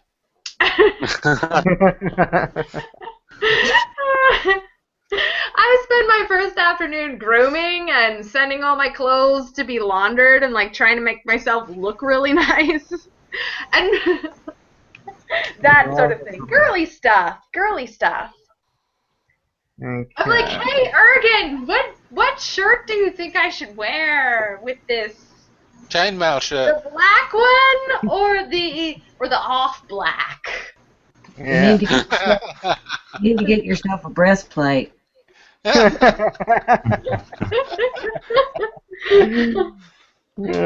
dear, housed up with a dwarven woman. Yes, very good. Do you think I should sharpen my horns? I have tiny little horn nubbins because I'm a tiefling. That's what you are. Right, Hurt okay. anybody? Can you use them as weapons? Then hell yes. Dwarvish. I'm glad we had this talk. I feel like we've gone. Oh dear. Okay, so you spend some time. Is anybody out there? They don't have barding for dragons. They don't have any of that sort of stuff. The dragons can find that their natural armor's more than enough. Thank you very much. Is there I'm sorry, I kind of zoned out on some of the play when you were telling us what I was there. Sorry. Yes. So now you're going to ask me a question about something that I've already spoken about. That's okay. That's not a problem at all, Libby. That's okay. Is there a priest where I could obtain some holy water? There is a shrine to Apsu where you will find clerics. In fact, it is right there, and you can go talk to them, and they can provide you with holy water, and would love to do so. In fact, They, That's what I want to go get. they talk to you about the wonders of the great metallic dragon god, and have you ever considered worshipping them? Just let the great metallic dragon into your heart. That's right. Open up your heart to the great metallic dragon and watch it eat it. There's a song there. Open up your heart. I'm trying to remember it. Yeah, it's Brian Adams is where you're going with that, Kevin. Good, thank you. No, thank you. Would the spell call animal work on a dragon?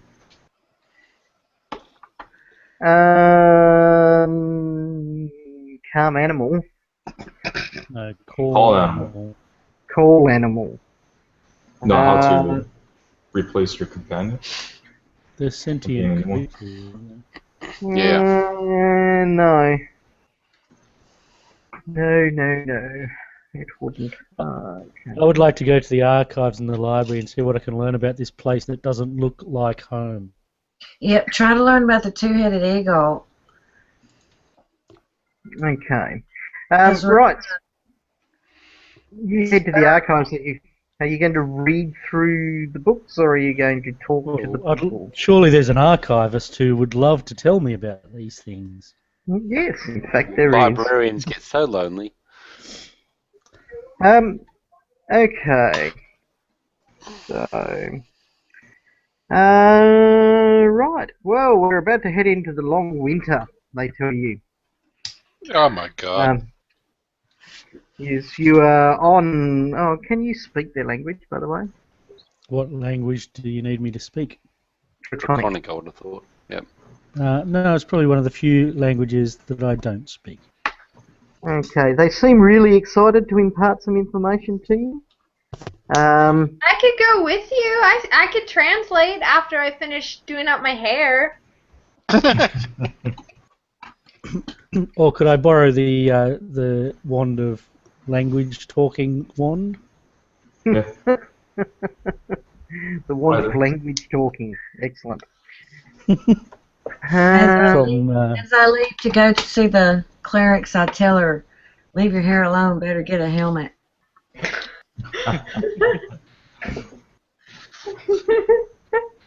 Okay. He comes back with holy water. I'm like, somehow I feel like this didn't go as well as I hoped. Yeah. Okay, the archivist tells you, yes, you're about to head into the long winter, and there's been some serious troubles between the... Where are we?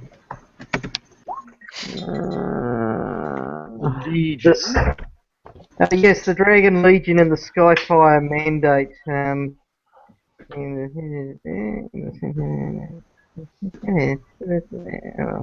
Oh no, the Dragon Legion occupy the Skyfire Mandate, which is sort of this area of Triaxis, which they tell you is the area that you're currently inhabiting. Where are you from, they ask? Not of this world. Well, no, come on. That's a bit of a leap. Last week nobody made their checks. You're just in a really weird space in Galarian. That's what you're thinking.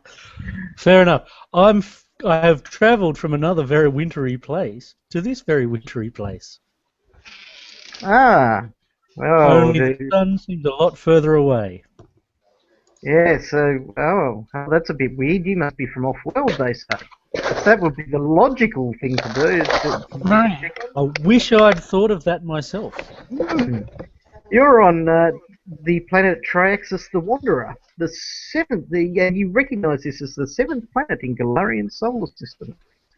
By the way, the ice spheres look like these guys. Oh.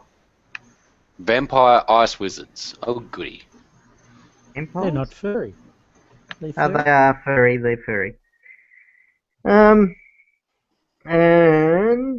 they, because it's a Wander Triaxis, has a rather odd orbit that takes it well and truly far away from the sun for some time, and they go into a deep winter, which lasts more than 100 years. Where are we? Okay, there's that. So the Fine. Skyfire mandate, that's like a law that's governing them, or an agreement or a treaty, or Yeah, it was a treaty that was meant to hold peace in the planet of dragons. Here we go. Okay. They tell you that the primary race here are Triaxians, which is the primary race of the world, similar to humans and elves in many ways. They're distinguished primarily by the ways in which their bodies adapt over courses of generations to the planet's dynamic environment. They shift from dark, hairless skin in the summer to thick coats of white fur in the winter. While Triaxians may be the most populous race on Triaxis, they share the dominance of the world with two other races, true dragons and dragon kin. Unlike Galarian, where draconic creatures tend to be few and far between, Triaxis is rife with everything from brute drakes to the awe-inspiring true dragons, and these powerful figures claim entire continents with their warring and chaotic societies. Of these varied creatures, the most common are the vaguely humanoid dragonkin, weaker versions of true dragons that have adopted the use of weapons and often bond with Triaxian riders as partners. Contrary to the beliefs of those outside the Legion, dragonkin are not the offspring of true dragons and humanoids, but rather a species all of their own. Aside from their size and relative abilities, the biggest difference between the two draconic creatures is colour. Whilst true dragons had their morality and personality tied to their scale colour in ways never completely understood, dragonkin may be of any colour and disposition. Most of those encountered in the Dragon Legion are good-natured, at least as much as the next soldier, yet dragonkin with their same coloration and breath weapon can be found leading the armies of drakeworms against them, creating great confusion during battles. Blah, blah, blah. In addition to these two great powers, Triaxis also boasts many other civilized races, many more exotic organisms who may mix with others or keep themselves in remote regions. Examples of these include the three-eyed Layla, their bird-like adolescent phase, the cave-carving Otyx, the vampiric hordes of the Ukore, the serpentine sky priests whose veins literally flow with divine power, and the glowing poet whales of the Arctic oceans, whose true names have no syllables, only shifting tones. Of Galarian's main races, only a few are represented on Triaxis. Small enclaves of elves from Severin can sometimes be found, having immigrated either to establish magical trading routes with Castrovel's sometimes neighbour, Castrovel's planet, or to seek asylum. More populous than these are gnomes, who according to legends emerged here from the First World at the same time as they first came to Galarian, fleeing the same mysterious calamity. Triaxian gnomes, however, are somewhat less manic than their Galarian kindred and no longer suffer from the bleaching. Speaking of it, only in legends is a great struggle they eventually overcame. Of humans, halflings, dwarves, and orcs, the people of Triaxis know almost nothing, with only the greatest scholars of those who have personally interacted with planet-walking spellcasters having any concept of their existence. To most Triaxians, stories of travellers from other worlds are little more than fairy tales, and responses to the appearance of adventurers from Galarian may range from excitement among scholars and magic workers to terrified violence from a fearful populace. Triaxis' seasons are caused by its eccentric orbit, yet the orbit itself is mysterious and so perhaps magical in nature, with the planet seeming to move in a slow motion compared to its brethren. Both winter and summer on Triaxis seem reluctant to relinquish their reigns, occupying most of the planet's long year, while spring and fall rush past in a generation. In summer, Triaxis is a sweltering paradise of fertile fields, dangerous jungles, misty mountains and warm seas. Food is plentiful and many cultures abandon traditional farms and cities for long walkouts and nomadic periods, or else expand their cultivated territories in great leaps and bounds. At the first signs of autumn, however, often giving names like the portent, the chilling or the falling, wise societies begin to make arrangements for the planet's rapid cooling and ecological shifts. Glaciers spring up almost overnight as winter arrives in earnest. The seas, already gentle and languid because of the planet's lack of a moon, freeze over at the edges, and many ports are forced to either close their harbours or uproot and move their structures miles out onto the treacherous ice. Some islands find themselves suddenly connected to the mainland or each other via ice bridges, allowing people and animals to trade or migrate between them. Blah blah blah blah blah blah blah blah blah blah blah blah blah blah blah. Okay. Do we need to know about that? Not really. The Drake So who are Lands. the... Yeah. Okay. The Drakelands are the opposing people, are they? I'll tell you about the Drakelands and the Skyfire Mandate. Okay. The Drakelands. No one knows exactly how or when the first dragons appeared on Traxxas, but legends suggest that in the beginning there were only the somewhat humanoid Dragonkin and the bestial Drakes. For untold millennia they lived alongside the Traxians and other races with no more or less aggression than might be expected. Then came the true dragons. Whether these were visitors from another world or plane or a natural evolution of the Dragonkin into something more powerful, the newcomers immediately took up rule over their lesser cousins. From their appearance in the heart of the continent now known as the Drakelands, the true dragons warred with each other and established nations, mustered armies and began to spread. Thus began the War of Heroes. For generations, the humanoid races of Traxxas, not already enslaved by the draconic conquerors, banded together to halt the spreading destruction.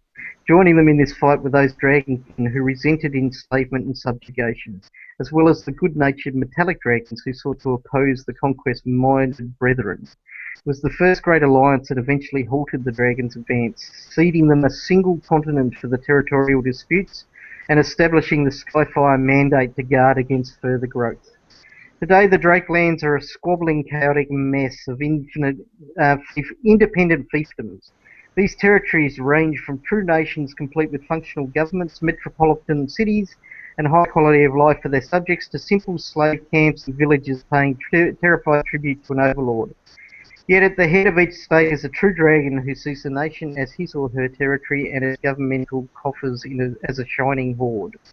Like in the Drakelands, flows according to a strict caste system. At the top are the true dragons, chromatic and occasionally metallic nobility with total authority over everything save each other. Below them come the less powerful but far more numerous Dragonkin, who often work as generals, government officials, Dragonkin who often work as and other people of influence. Lesser still are the bestial Drakes and dragon-blooded Triaxians, those humanoids who can trace their ancestry to a draconic dalliance. But even these are better than the mundane humanoids who fall somewhere between peasants and livestock in the views of their superiors. Political geography of the Drakelands is always changing, with nations falling in or expanding as the dragons vie for power. This is especially true as the seasons change. During the winter, the barbaric whites tend to be ascendant and only to be driven back into the northern reaches during the summer by the more powerful reds and political cunning blues. Greens and blacks, for their parts, tend to form more isolationist settlements to pursue their own ends, yet aren't above being drawn into conflicts or alliances when their territories are threatened. Contrary to popular belief, not all of the dragons in the Drakelands are evil. While it's true that many of the noble metallic dragons were slain during the War of Heroes, and that those who weren't were hunted almost to extinction in the pogroms that followed because of their racial treason, a few metallics still hold their own, banding to protect each other's nation against the chromatics. These lands are something of a fairy tale among the low-born subjects of other nations, and many Traxian slaves run away in hopes of making it to these fabled utopias. The few who actually succeed find themselves welcomed with open arms, though not necessarily with the lives of leisure and plenty that they may have imagined. The metallic-ruled nations are often highly militant, constantly forced to make hard choices and fight for the right to exist. Small wonder then that many of the metallics who managed to escape the purges but didn't flee the planet altogether, choose to forego nation building and simply hide themselves away in remote locations or within Triaxian societies. Okay, the Skyfire Mandate. In the rise of the True Dragons, many Traxians saw that not only enslavement but the potential extinction of their race. It was only through an alliance of Traxian men and women, Dragonkin and metallic dragons, an army of the likes of which has never been seen before or since, that the menace was halted.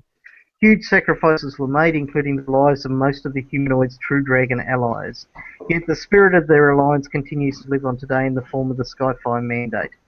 The Skyfire Mandate occupies the long land bridge between Triaxis's western dragon-controlled continent and the eastern lands of the Allied territories. Rather than being a single nation, it is instead a vast collection of semi-independent military units in charge of protecting the individual regions called holdings. Together, these soldiers make up the famed Dragon Legion, sworn not to a monarch or a government, but to promise of keeping the Drakelands from expanding. Though all races are welcome to take up the Dragon Legion's cause, in practice the group consists almost entirely of Triaxians and Dragonkin, hence the Legion's reliance on its iconic Dragon Riders. These legendary pairings are fearsome in combat, the Dragonkin often fighting with huge lances and glaives, while their riders support them with archery or magic. Yet it's a mistake to think of the Dragonkin as thieves. Rather, these duos are true partnerships between equals with bonds of love, trust, and fellowship that extend beyond the battlefield, with the Triaxians acting as the Dragonkin's domestic partners and caretakers. The governmental structure of the Skyfire Mandate is a loose one. Commanders of the various holdings must be chosen by the acclaim of their soldiers and sponsored by 2 existing commanders from other units.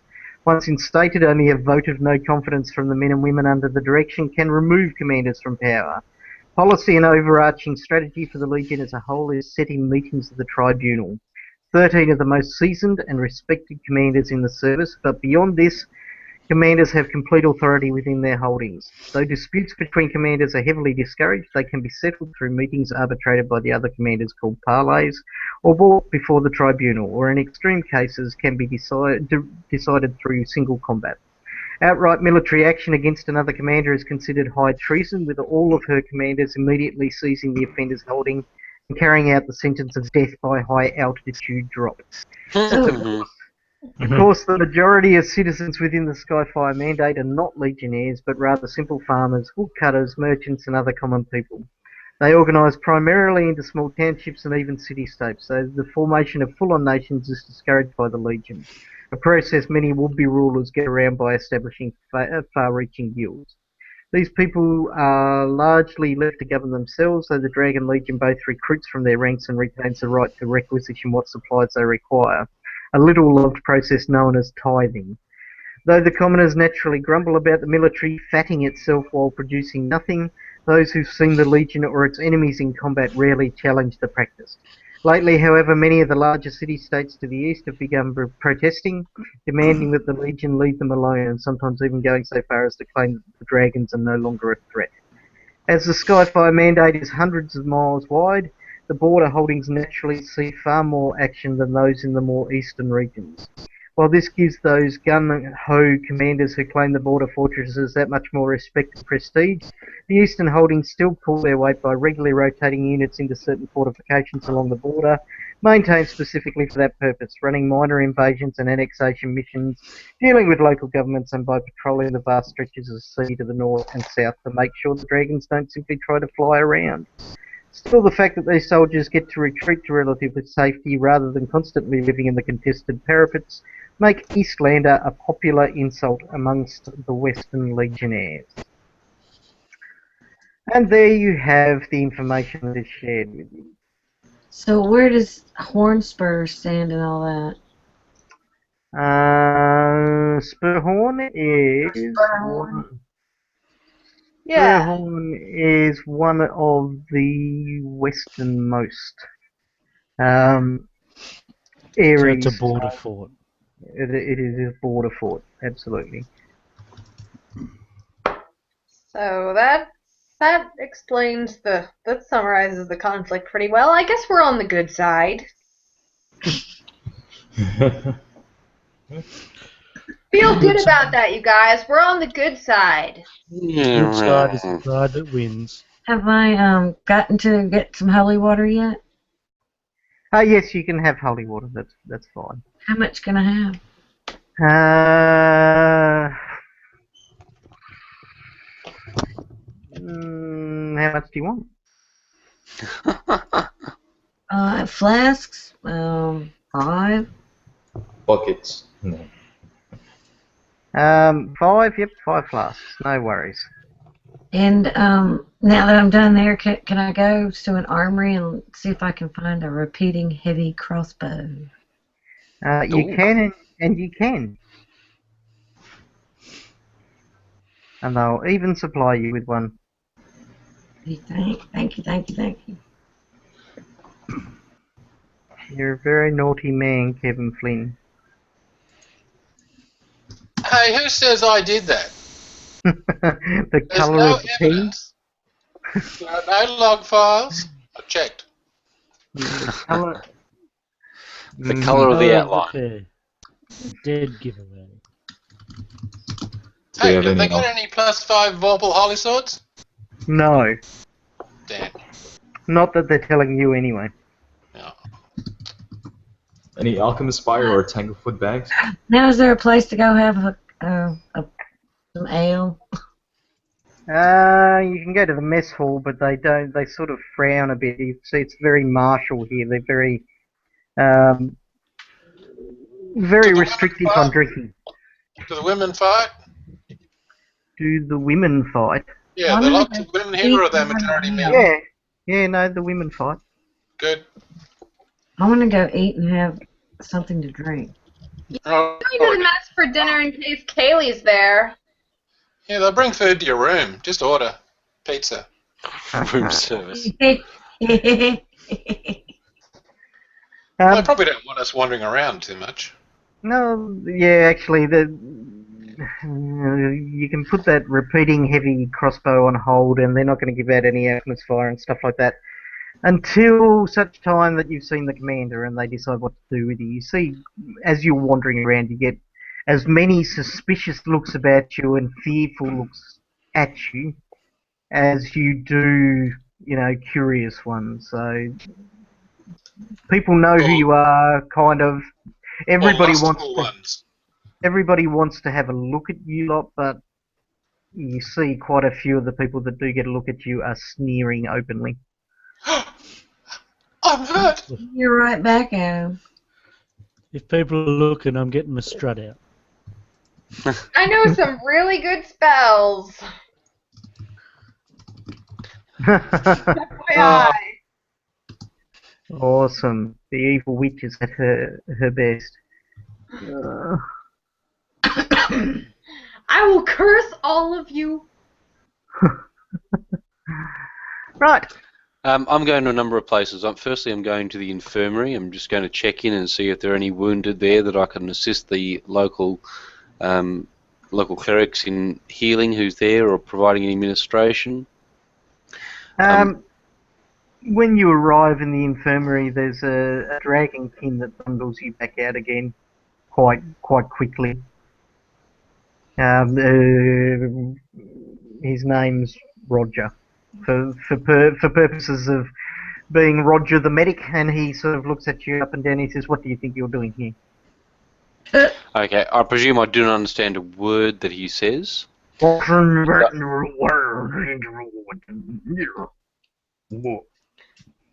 No idea what he's saying. So I If you got a Give him red the cross, finger. with sort of open hands, I show him my holy symbol as if they're hoping that he might understand that I too am a cleric. Oh my god, have we got a cleric in this party?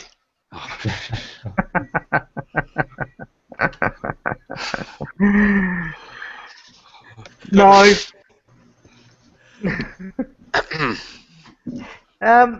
Okay, you show him his holy symbol, which just seems to irritate him more. Yeah, I know. I realise that it's not a holy symbol of his particular deity. Right, what languages do I speak? Yeah, not that one. Damn. If I'm being bustled out of there, I'll try all three languages that I know to see if he understands anything that I say. What do you Yeah. say? I ask him What if he's. languages, sorry? I'm gonna be asking him in Elven, in Common, and in Scald. Whether he understands a word that I say, and I apologise for being a stranger in a strange land, and I do not know his language. Okay, he keeps poking you in the chest and pushing you away. Fair enough. Okay. Disappointing, but I'm not going to anger him by hanging around, so I leave. I'm going to tempt fate. All right. On my way out the door, I'm going to quickly shoot off. I'll attempt to touch one of the injured and cast Cure Light Wounds. You're not even in the door. Right. Okay. Goody goody. Didn't even make it to the door itself. All right. Well, he's bustled you out. Like, I mean, you never saw the injured if there are any. Right. If you like, come back and ask me, and I'll write you a little bit of paper that says this guy's a healer, and you can just carry that around with you. Will heal for food, something of that nature. Yeah. The next thing that I'll do is I'll head down to the mess hall, and hope they're not as great.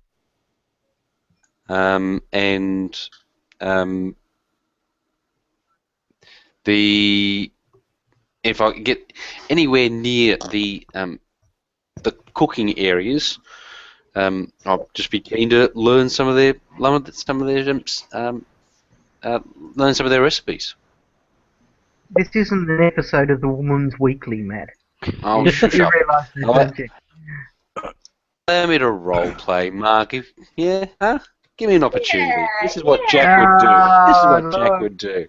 Yeah. The way to anyone's heart is through their stomach. Alright, you can see as you walk into the mess room, you see quite a few people stand up and leave. Their food left precisely where it was. Some You can kind of sing them a strange song.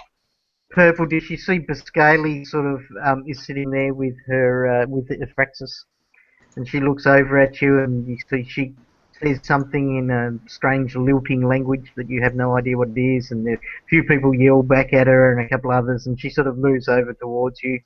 And as you head towards the kitchens, which aren't in the mess hall, she sort of looks you up and down, and says,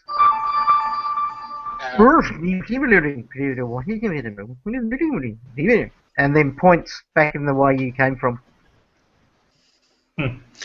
Right, okay, that's the guide and most likely person who's an ally out of all of this saying don't, so I'll respect that.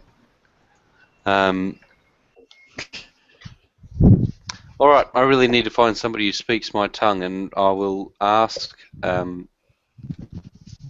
will see if Ephraxis speaks any of the languages, the 3 languages that I do know. Nope. Nope. Nope. Damn. You should hang out with the paladin. Hey, I'm coming to the mess hall. I can translate for you. Yeah, You're hours away. No, you see, why the hell not?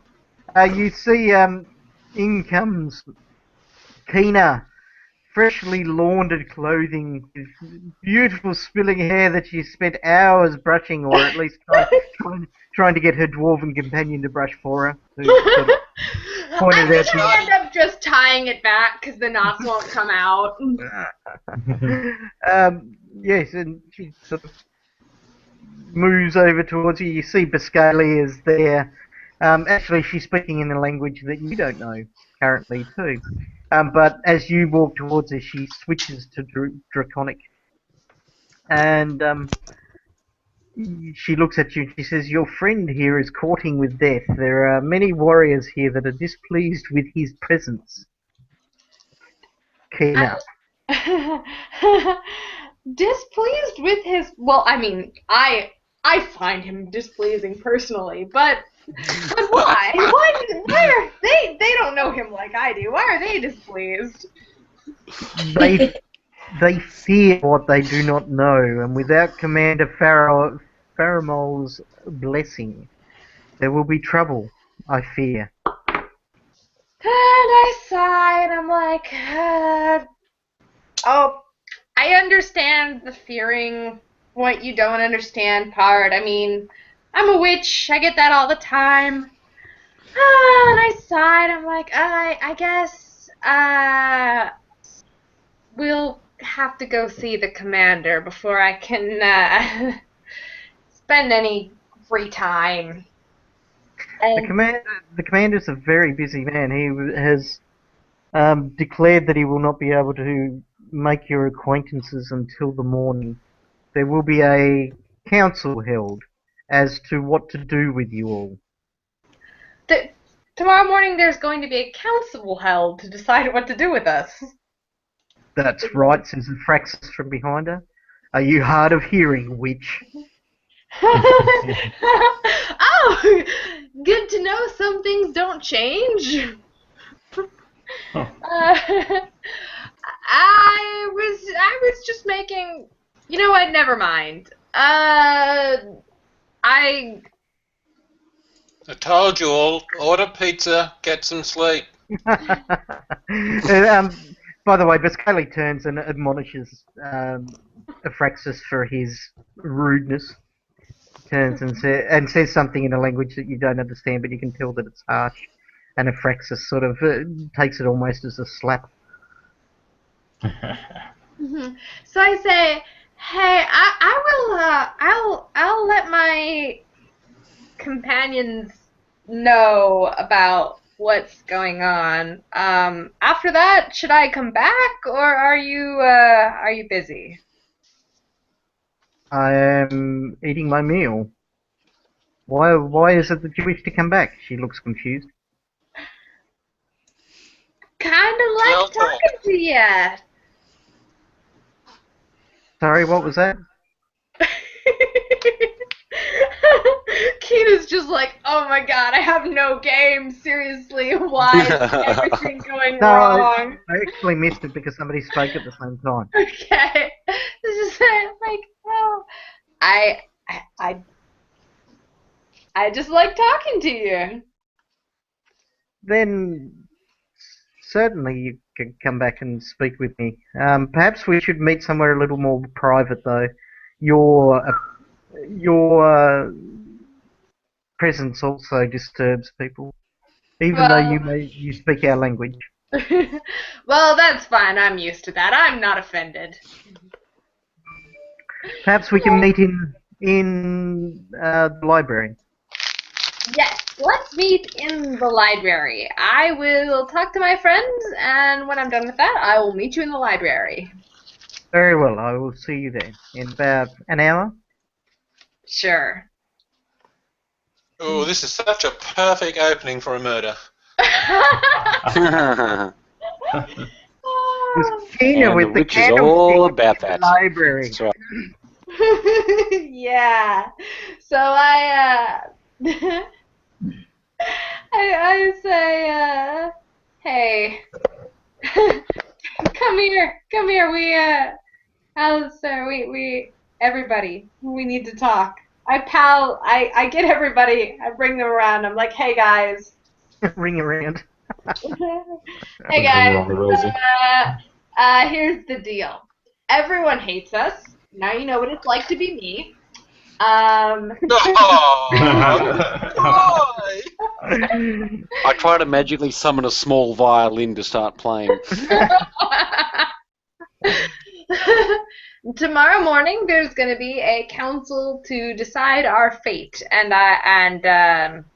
until then, the commander is too busy for us. So we should just kind of keep a low profile unless we want to start some kind of riot.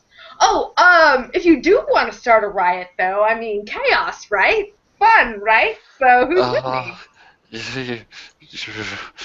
Let's go to the library and murder someone.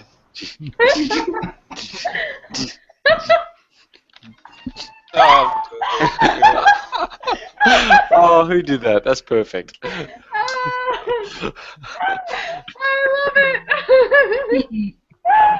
Oh, I'm dying. Oh. Oh dear! Holy dooly! They got loud real quick. Diddly. Where are we right now?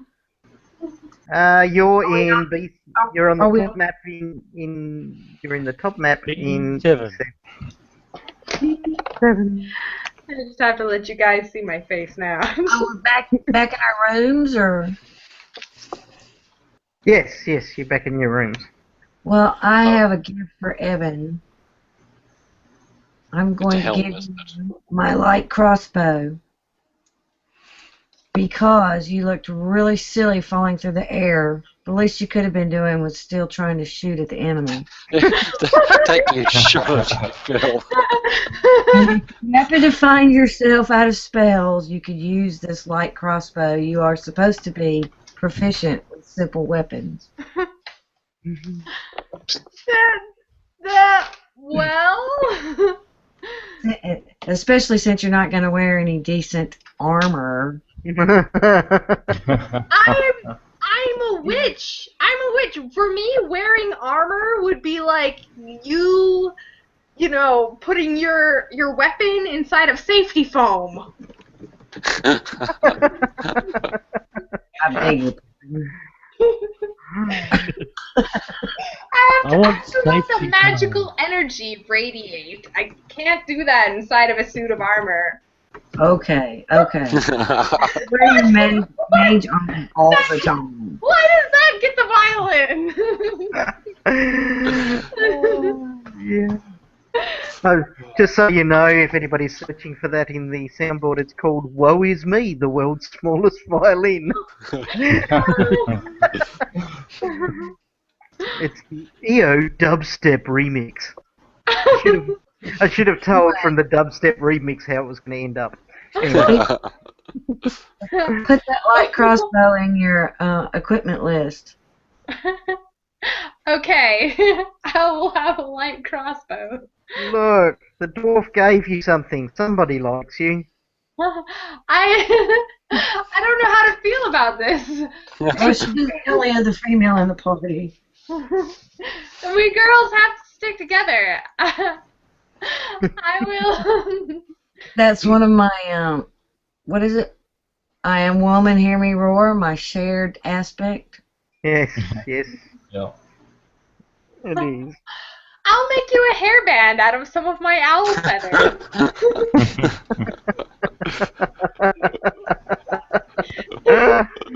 Oh no.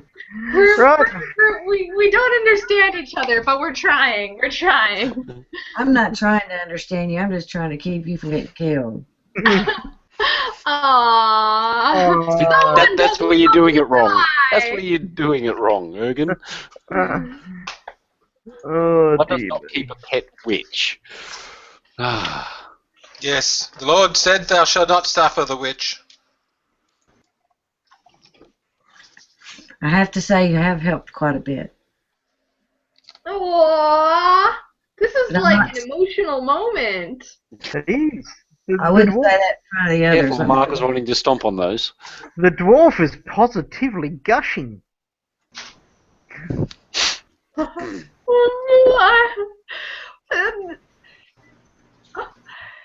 It's great to be buddies. If you ever repeat I said that, I'll fast. This is worse than throwing a dwarf. Alright, so, what do people have planned, knowing that you're, well, there are some people that are curious and smiley, but there are just as many that are growly and angry, and you see several of them sort of generally sort of move together and talk in quiet and whispers while you're around, and you feel rather uncomfortable walking about Two the place. pizzas, going to sleep. Okay, you're right, so Paladin's snoring in his room. All right. Alistair, what are you doing? Just go sleep. Wait for the next Okay. day. Jack. If anybody's a follower of Erastil, I'll be doing an evening service. But aside from that, I'll be checking over the holy text and looking for guide. Okay. For some reason your audio keeps cutting out. Anyway. Jeremiah, who is a bullfrog, what are you doing? Well, I'll stay in the library and the archives as long as I can to learn as much as I can, and then I'll head off to bed. While Okay. you're there, don't forget to look up the riddle, the rhyme from the Ravens. trying to find out about the two-headed eagle. Sure, You I'll already, find out. you already know about the two-headed eagle. It's a pet of the commander's. Bit of the Okay. commander. Well, then there's the elephant tusk, the small hand mirror, and the bearskin rug. I'll look for any information about those things that I can, but mainly about the conflict and what I can learn about the people that live here. See if there are any elephants. See if there's anything in there about Baba Yaga. You don't find anything about Baba Yaga or elephants. That's a rather off-the-cuff remark that I'm not even going to ask why. Never mind. So what was the other thing, Libby? What was it? The tusk? It was Hand mirror. it was elephant tusk, small hand mirror, and a bearskin rug. Okay. Have you got knowledge local, Jeremiah? I do? Give me a knowledge local check. Have we seen any of these things? No. No. But what's his name's in the right place and he's asking the right questions. So a Who is 20 what? will get him across the line. As you're talking to the librarian, by the way, you see Biscaylee enter the room and look around a little bit confused and sort of give you a smile and a wave as she sits down at a table. But she looks like she's about as comfortable in the library as you would be in a primary school bathroom. In a suit of armour. Okay, in a suit of armour. Yes, that's a much better analogy than a primary school bathroom. I have no idea why that leapt in mind, but there you go. You actually talk to the librarian about these sorts of things that were in the poem, and they sort of say, well, mention that, well, if there was a drinking horn and there was a claw or a spur, and that led you to Spurhorn, she sort of looks at the other two. She says, well, then it's quite obvious. And she points at the tusk and the hand mirror. She says that would point you towards Ivory Glass. What's Ivory- ivory glass? And what is ivory glass? Ivory Glass. Oh, so glad you asked. Located on the edge of the Vahara Glacier, Ivory Glass is the fortress of the White Dragon Yurak, Lord of the Howling Storm. Administrating the stronghold is General Malacinda, an ambitious commander, currently gathering barbarians, mercenaries, and monsters in preparation for Arax's latest assault on the Skyfire Mandate. So they're the bad guys. Well, General They're the Malacinda... opposition. Yes, General Malacinda, you've already heard, is the person that is currently Yes. besieging Spurhorn. That's right, and we heard about Uraxes as well, I think, Yes, from Biscaylee. this guy, yes, who is currently sitting in the library waiting for something. Who will come? Something Who will will arrive. Okay, something arrives in the form of a witch. Yes. What's ivory glass? That's The location. Another I would fortress. That's another fortress. Oh. With the bad guys in it. Yeah. With the Yes. opponents, yes. Bad guys. Okay, Biscaylee waves at you as you enter and she stands as you seat yourself. Yes. So, Kina, Hey, Biscaylee. how have you found our planet? She shrugs. Well, you know, it's cold, but I'm from a cold place, so it suits me pretty well. Down left at Albuquerque. You know, I guess haven't really gotten to see that much of it. What with the trying to avoid people and all. But you know, I like what I see so far. How do you find it? She says, it's all I have known. This is what I fight for, this land. I love it with all my heart. Are you from nearby? I was born and raised in the Mandate, in the Skyfire Mandate. I came from a local village near here, and took to riding the dragons early. She says, I am pretty straightforward. She says, come we fight the dragon's minions at the edge of the Parapet Mountains, and we win. That's what we do. So you're a fighter. You're a soldier. I am at that, yes. At my heart, I am that. I am a dragon rider. I am one of the legendary dragon riders. Although I should not take pride in that fact. It is an honor to have been chosen. Ooh. What? Who's going, ooh? That is. I don't Yeah. know why, but I don't know Probably why.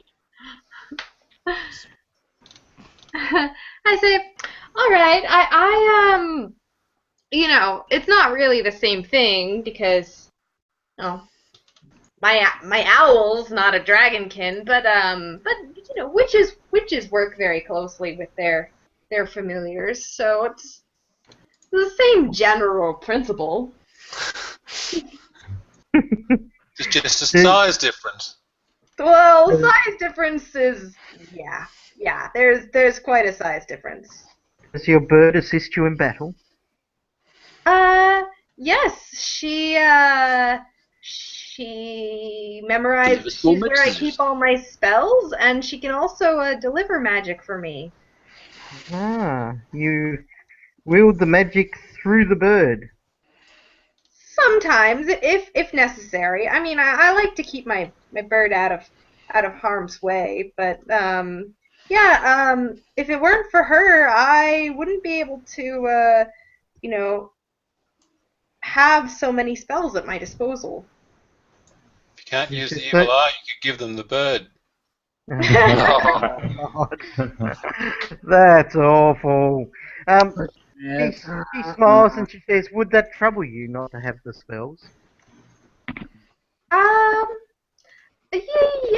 Yes. I mean, I can do fairly well with my witch hexes, but the spells are important too.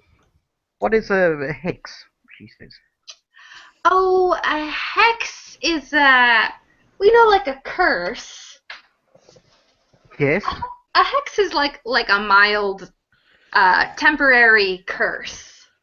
And I have to concentrate to keep it up, but it befuddles the opponent in some way. It doesn't take them out by itself, but it makes them more vulnerable to It's not really. attack. Am I in the room? Because it makes me more vulnerable to my battle axe. No. She smiles and she says, so you cause them to be weaker than they would otherwise be. I weaken the enemy, yes. That is noble, she says. I am pleased to have you on my side. I am certainly pleased to be on your side. I notice your dragonkin companion isn't here. I thought you went everywhere together. Generally we do. We had a disagreement. I'm sorry. Am I to in hear the room? No, you're not. Thank God, because I was going to say I'm fixing to leave.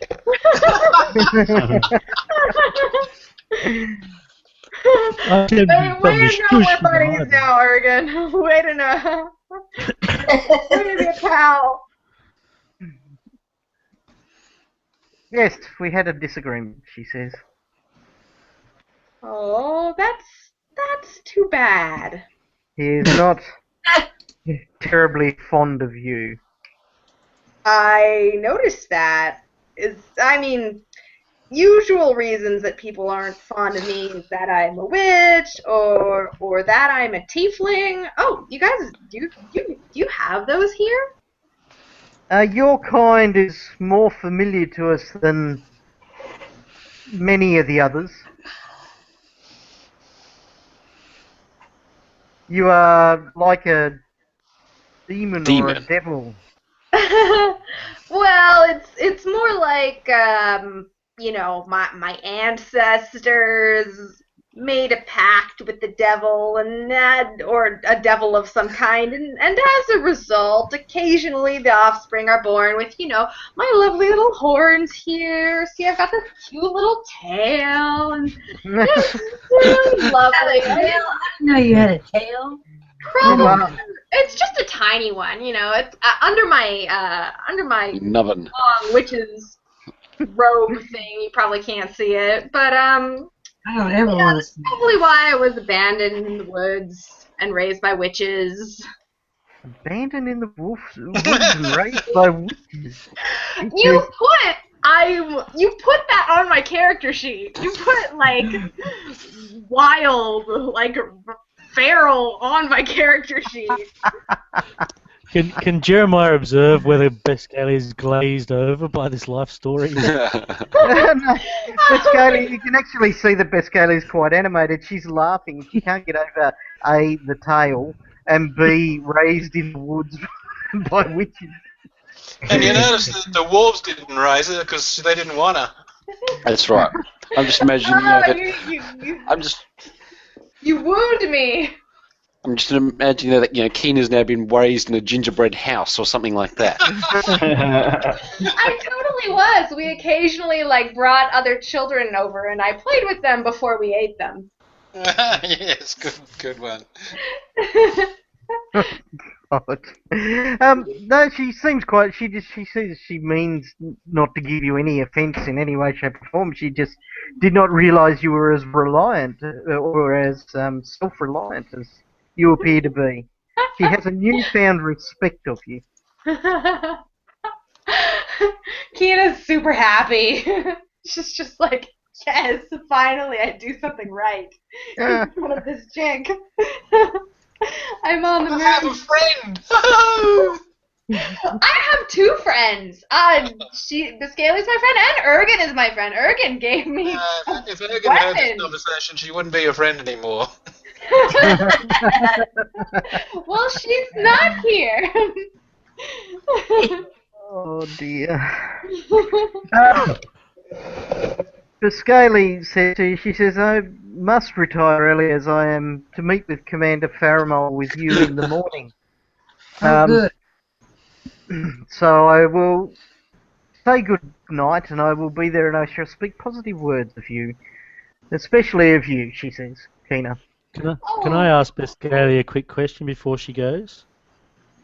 Were you there, stalking, lurking in the shadows? I've been in the library! I was there when she came in. That is not cool, bro. I've been trying to read my book. That's what they all say. That's what they all say. I just wanted to ask Biscali whether this Euraxis is a true dragon. Arax is indeed a true dragon. And so the oncoming long winter doesn't bode well then. Is that the thinking? He is already a power to deal with, and as you can see from the base of the mountains, he is something that we will have to deal with And immediately. sooner rather than later. Very true. I might try and sneak out now.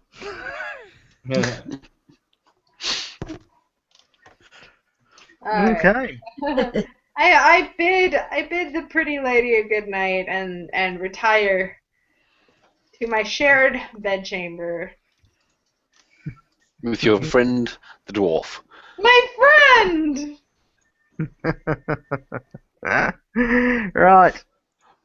Okay, you all get a good night's rest. If anybody is low on hit points, they may regain their They're leveling hit points over the evening. Why is that? Yeah.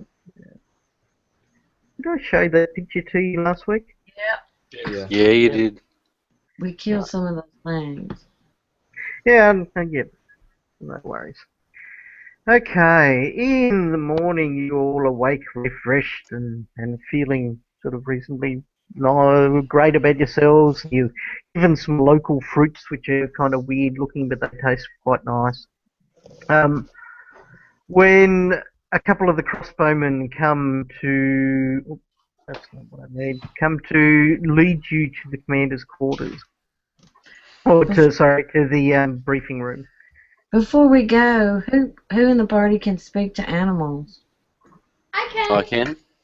Because if the commander can't give us what we need about the two-headed eagle, you might have to ask the two-headed eagle itself.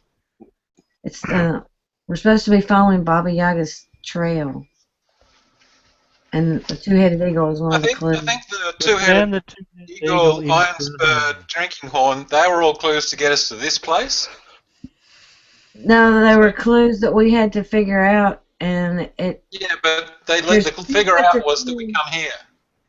There's two sets of clues, and it's a trail we have to follow. So, The first set of clues led us to here, and the second set leads us to the other fortress. Yeah, but the point is, he just represents the commander, because he's the guy who has it, right? Yes, that's a good thought. Yeah, if the commander doesn't have the information, you might need to talk to the eagle.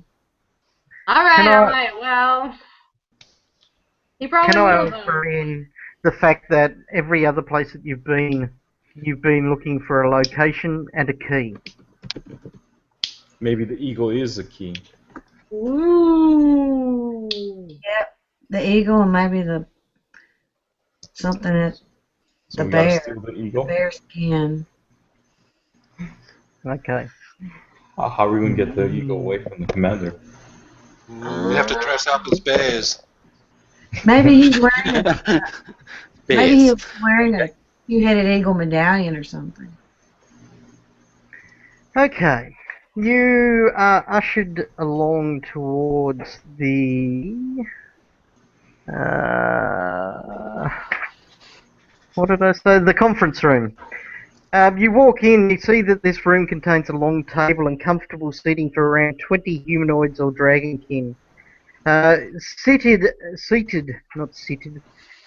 at the head of the table is a guy that looks like this, but he's not really swinging his sword or anything, but he's looking reasonably noble.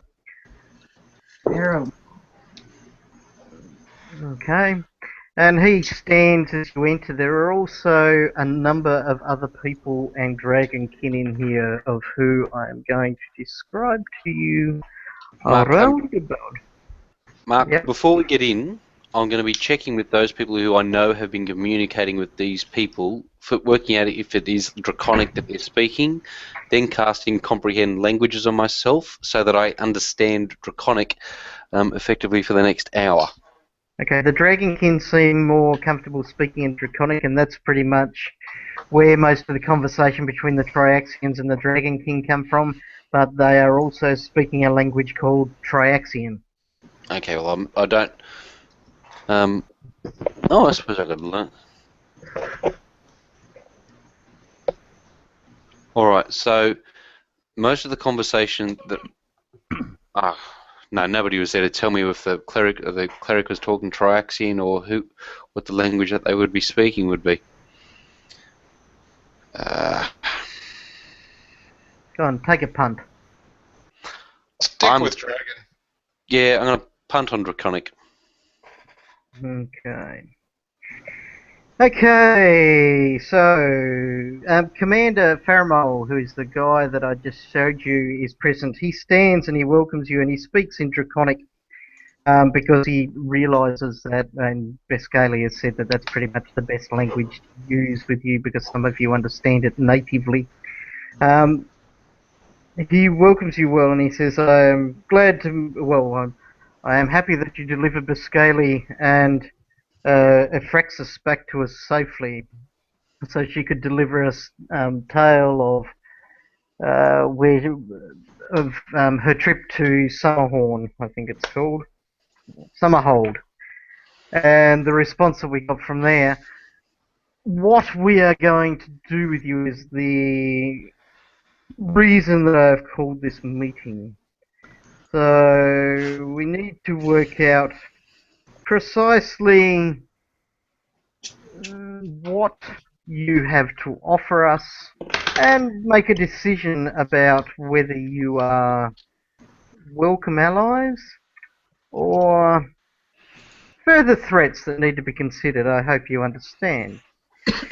Sitting around the room is a gold dragonkin, Amaranth. She sits by the side of Commander Faramol, and you can see that their detailings and their armors and stuff like that actually tend to match a little. So you believe that Amaranth is probably Commander Faramol's partner. There is a white dragonkin in there. She's introduced as Calissus.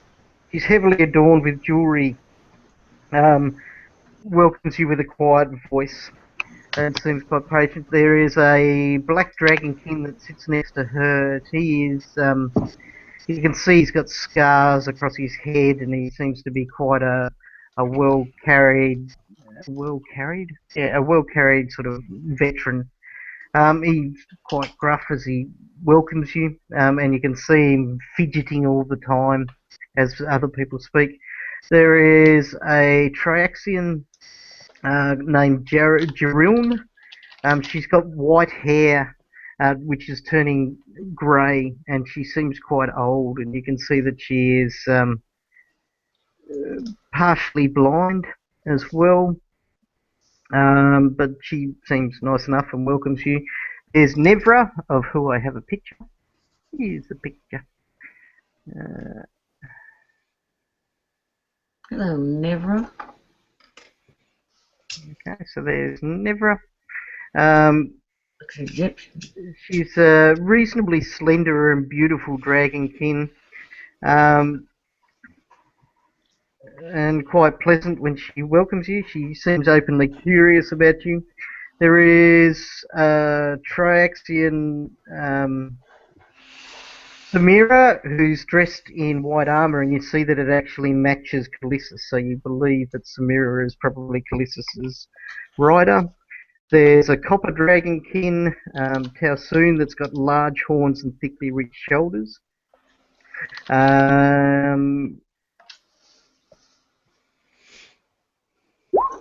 Okay, and he doesn't say a great deal and seems to be reasonably quiet at the start. There's Thranol, who is a Traxian, wiry and balding. Thranol is the leader of the crossbowmen, a veteran of the Dragon Legion, so it holds a great deal of respect. And finally there is Zusk, who I have a picture of, but I'm not sure that I've got him here. Hang on. I'll add Zusk in. Didn't take terribly long. Where are you?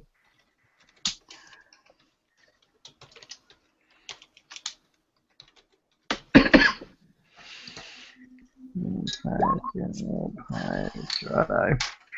He's uploading briefly. He's fairly short, got grizzled body fur. He's you think from the way that he's dressed that he's the match to Hergen, who was the veteran Dragon King, the black one. And here he is, here's Zusk.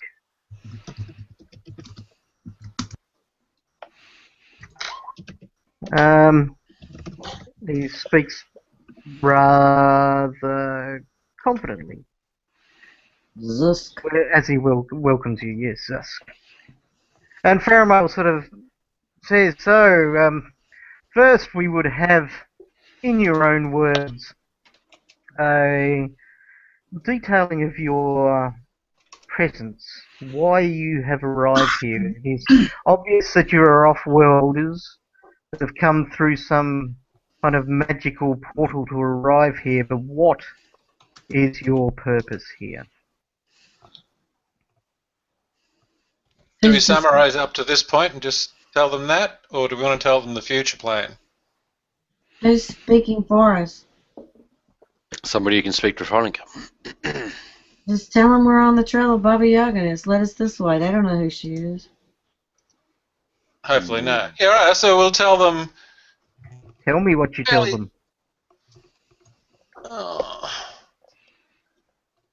That we're on... Well, some of us are unwilling participants on a forced quest for a creature on our world who requires us to retrieve tokens and items of power for her. Zusk looks you up and down and he says, a true hero would never perform a quest that he has no interest in. Well, I wasn't here at the start of this, so I'm not sure exactly why we accepted the quest. Because we have a compulsion put on us by the Black Rider. Alright. So you're magically affected. Yes. He raises his eyebrow and looks around the campaign room. It doesn't do anything to us except telling this. If we stray too far from the purpose of the compulsion, we feel really sick and we might die. But for the most part, we can operate fine. Yes, we'll lots tell of him that we would die if we don't pursue the compulsion. Yeah, and that we're perfectly able to fight. Yes, and help us. Yeah, we have So some margins of latitude, give and take, where we could stray temporarily from the quest or lend aid to those who would lend aid to us and so forth. For Noel, the crossbowman, he sort of looks to Faramol and then he looks to you and he says, so this compulsion could be, quite honestly, completely against our purposes here. And that would cause you to turn against us. Unlikely. I will go on to tell him that, as far as we're aware at this time, our next destination will be the Ivory Glass Fortress. So you seek to join the leagues of our enemies? Is that what No, very likely we're going to have to kill them all. If there's a white dragon there, a true white dragon, which means he's evil, then I am sworn to defeat him. But you are telling me you are serving this evil witch. Why do you not? Inherently evil. No, we never said she was evil. We said she was a powerful being. Grain of good in Baba Yaga. Who knows? I've never met Baba Yaga personally, but who cast magics upon you that are forcing you to collect powerful items for her. That's right. No, we're not collecting powerful items. We're collecting tokens that help move the hut from place to place on our trip. It's merely to steer this device that got us here. Tell them that. All right. What Libby said. I'm not totally familiar with the very beginnings of the quest, so...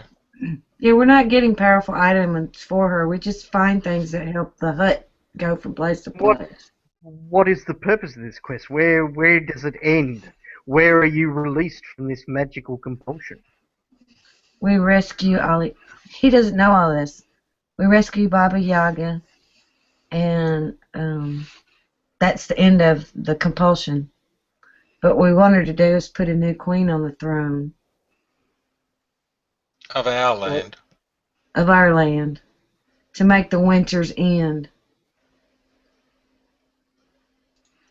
So tell them a little bit about our land and the background and the geography and the weather and the short history. Invite them to ask questions to fill in the gaps. God. Uh, But anyway, the gist of it is, our next target will be the Ivory Glass Fortress, which how we do you know believe this is... is to be a target? That is what I'm asking. What? Sorry, didn't you cut out then? How do I know that this is to be a target and not someone else that you will aid along your way? Because I'm a paladin and I'm sworn never to lie. Fine, you must have magic users here. Cast spells on me, I will swear to it. You see, Faramol looks over at Samira, not Samira, who is Geraldine, and Geraldine says, Faramol, I think we are quick to judge these people. They may be serving their own quests and their own needs, but what do you bring to the table? She says, in order of assistance. How can you aid us? Well, isn't the White Dragon their enemy? He I'm is. asking. Yeah. Oh, well then, White Dragons are also my enemy. We have common enemies. So And why very did likely, he come to Spurhorn rather than to Ivory Glass direct? because there is a token here that we believe we will need to be able to overcome the Glass Fortress. And What is this token? That token, the clue we have is the two-headed eagle. Well, and everyone in the room looks over at the two-headed eagle, who feels a bit self-conscious. The two-headed eagle's not in the room. There's a dramatic moment. You should have put the two-headed eagle there. Both of his Nah. heads could have been looking in two different directions. Nah. If I was going to have the two-headed eagle in there, I'd make him like Sam the Eagle from the Muppets, and he'd have two heads instead of one. Anyway, a white dragon is not a trifling enemy, isn't it? Isn't it better to at least know who your allies are first? That's what we thought. I'm That is kind what of this- lying through my teeth. We only came here on accident. That is what this council is here to decide, who our enemies are and who our friends are, says Captain Faramol. Well, Oh, as far as we've heard, the White Dragon's general is raising troops and is controlling the siege of this fortress. That is correct. So what is Well, it that you can bring to us and assist us in breaking the siege? For I will require service of you to aid me to break the siege before I can part with my eagle, unless you intend to take that by force. No. There's nothing done by force. Talking to the party and out of character here, does everyone think the end goal here is we'll have to assault the Glass Fortress? Yes. No. And probably end up fighting the White Dragon and its general? No. Let's do it. Let's do it don't anyway. think that. Come on. Help me impress this girl. I totally will impress her if we...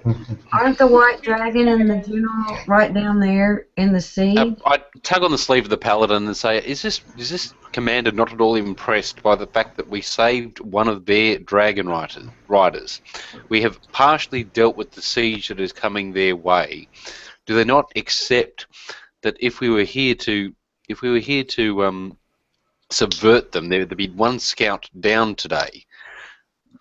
We stand before them completely at their mercy. We're not asking anything of them. We're offering our assistance, and if there is a means by which our furthered goals align with theirs, we can provide that service for the period of time that it takes while we're sitting here. Like you said. Nobody understood a word he said, by the way. Well, I'll translate. Okay, give me a diplomacy check. On it? A diplomacy check. That's something I'm actually good at. Is he going to give a No. diplomacy check based upon my skill? No, because you can't talk. I'm going to Well, just quote the word. are you translating what I'm saying? Yeah. But I'm making it more flowery and much more polite. So who do you want it from, Mark? From Kevin. Okay. Okay. You see Nevra, she smiles at your words, Corbin, and she says, yes, Faramol. Perhaps we are being reasonably hard upon them. They, after all, did save Biscali, and Biscali has told me many amusing things with these ones. And she sort of looks over at you, The Kina. witch!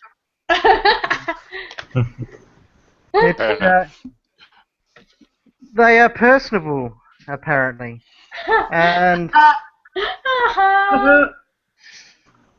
wish to assist us, perhaps, in breaking this siege. I believe the eagle for such payment would be fine. And as you know, we are low on defenders. The siege will eventually wear us out.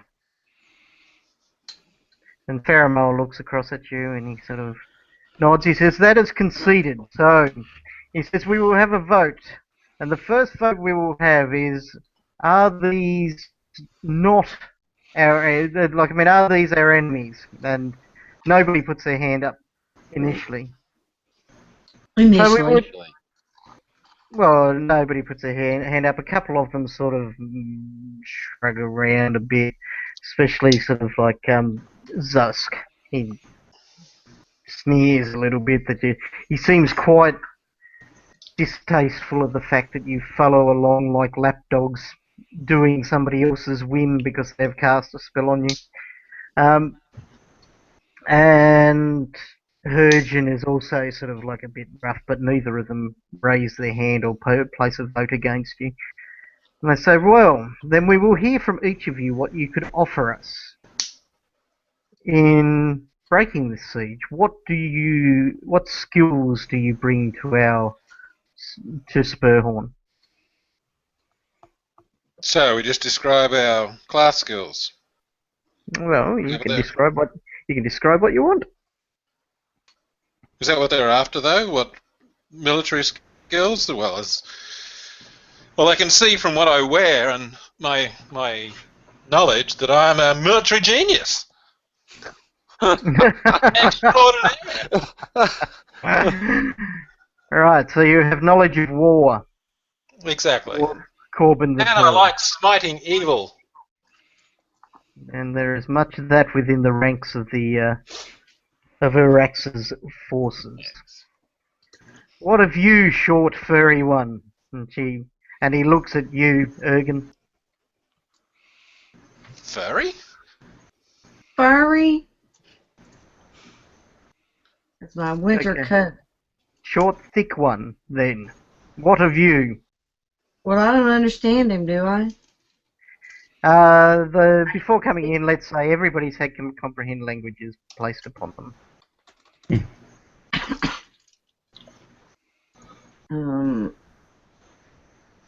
I'll pull out my battle axe and my and go, "This is what I have to offer." My axe. Let them come at me. This is Sparta! Okay, you see Zusk looks suitably impressed at that. And I'm a freedom fighter for all, no matter how tall. Nice. That's my name. Alistair. I'm the master of the wild. Then I transform into Allosaurus. Oh, God. Right, you turn into an Allosaurus, which garners gasps around the room. Garner's gasp.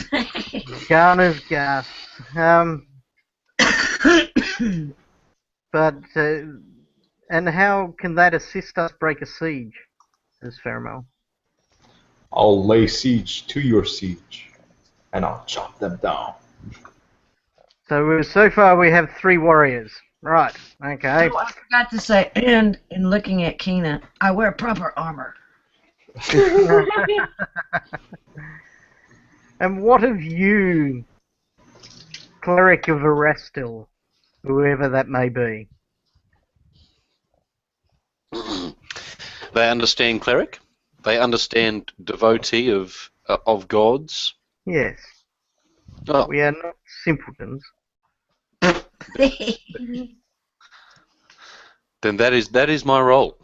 My Well, role is to support these people on their on our mutual quest, and I will seek the guidance of the travelling god Erastil, and in seeking to enlighten us all. For we Very are well. on one epic journey. Okay, very well. And what of you, Bullfrog? I have Wolf. power. I have power to control people's minds.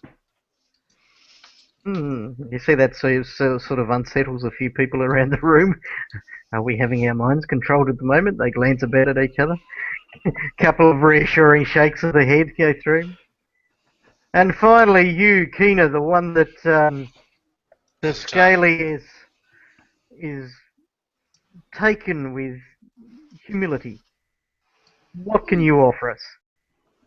I am my specialty is seeking out the strongest Greater opponent. understanding of witches everywhere. Shut up. Oh, please, let me. Weakening the enemy. My specialty is seeking out the strongest opponent and hexing them so they become crippled and weakened and vulnerable to spells and physical attacks. So they're much easier to take down. So you weaken the siege. We have a set of skills here that are interesting. Now, anybody in that can make a diplomacy check or an intimidate check or anything like that, anything that sort of matches the action you gave, if you feel that you want to make an impression that would be I'll do an intimidate check in a heartbeat. Okay, 'Cause I no got worries. 14 on that sucker. Roll high, roll high. Yeah, baby. Okay, your force with the axe has impressed greatly. And somebody that would be Matt makes a diplomacy check as he rolls. Captain Commander Faramol looks around the room and he says, "Then I think we are in agreement. We would welcome you joining our forces in defense so we can break the siege." Captain Faramol steps forward and grips Corbin's arm in a firm Military handshake, gesture. and he sort of says, "I guarantee that you shall have my prized two-headed eagle if we are able to break the siege and send Arax's forces fleeing. If that be the case, and you do indeed travel to Ivory Glass, then if the siege is broken, we may be able to assist you in getting there." Excellent. This is Sparta. And that's where we shall leave it for the evening as you firm up an alliance with the Dragon Legion. Yay! We did a good job, you guys. You do a good job. Amazing that it's the same party from last week. Alright, Can we break out in song now? yeah, go for it. Oh, so give you the information and what happens? Nothing. Not a zip. Yeah, it's no good if you're happy. Yeah. If you're happy and you know it, clap your hands. I think maybe this is more of a we are the champions moment. We are the champions. My friend. Mark, it's time to pull out your new notepad. Fighting. Where is Grumpy Cat? I'm not sure. Grumpy Cat says, "Stop it. Stop it. You're so happy. Stop it." I noticed on the back of my notepad actually a couple of days ago it's got Grumpy Cat's picture and it's just got "good, go away." There's that, and then there's that award there. Oh, okay. Alright, so that's a lot of experience. Yay! Yay!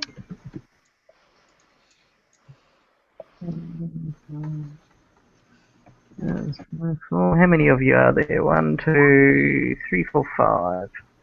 Once I caught a fish in love. 6, 7, 8, 9, 10. There's And 6 of there's 6 again. Yeah, so that's 6 of us. 6. Yes. 2, 3, 4, 5. Oh, 6. Yes, okay. Oh, that's really mucked up my counting. 7. Oh, look, Libby just did you all out of 1,000. I hope you know. Why? Oh, because I said there were. Yeah. Yeah, so that's almost that's 5. Oh, she did you out of 1,500, in fact. Oh, sorry. Well, somebody wouldn't have gotten the points. Alright. Clearly, people would have been honest about that.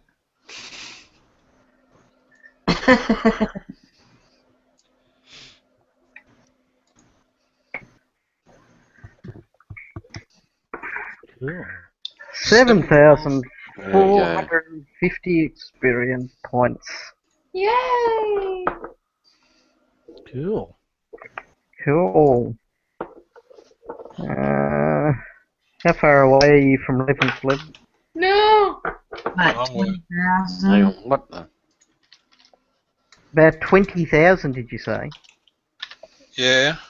Yeah, 1, 3, 2, 6, 7, 3. We gotta have 155,000. We've got 132. Is what I've So got. you're about 18,000 away. Right, I'll add an extra 1,500 on. Oh, great. Aw, you're such a nice guy. 3173. Don't tell anybody that, Evan, or otherwise I'll have to kill you. That's what Oh, yeah. her little name plaque reads. Game monster and all-around nice guy. Careful. And So, yeah, grumpy kid. No. I'm about 27,000 away from leveling. I don't know about Yeah, anybody that's- else. That's alright. Once one levels, everybody levels. So as soon as one Alright. person makes it, you all make it. That's What was it? 16,000. Role playing night. I'm like, I enjoyed it. Yeah, it was fun. yeah. I'm glad you have a weapon too. If you run out of spells, you can use that crossbow. Oh,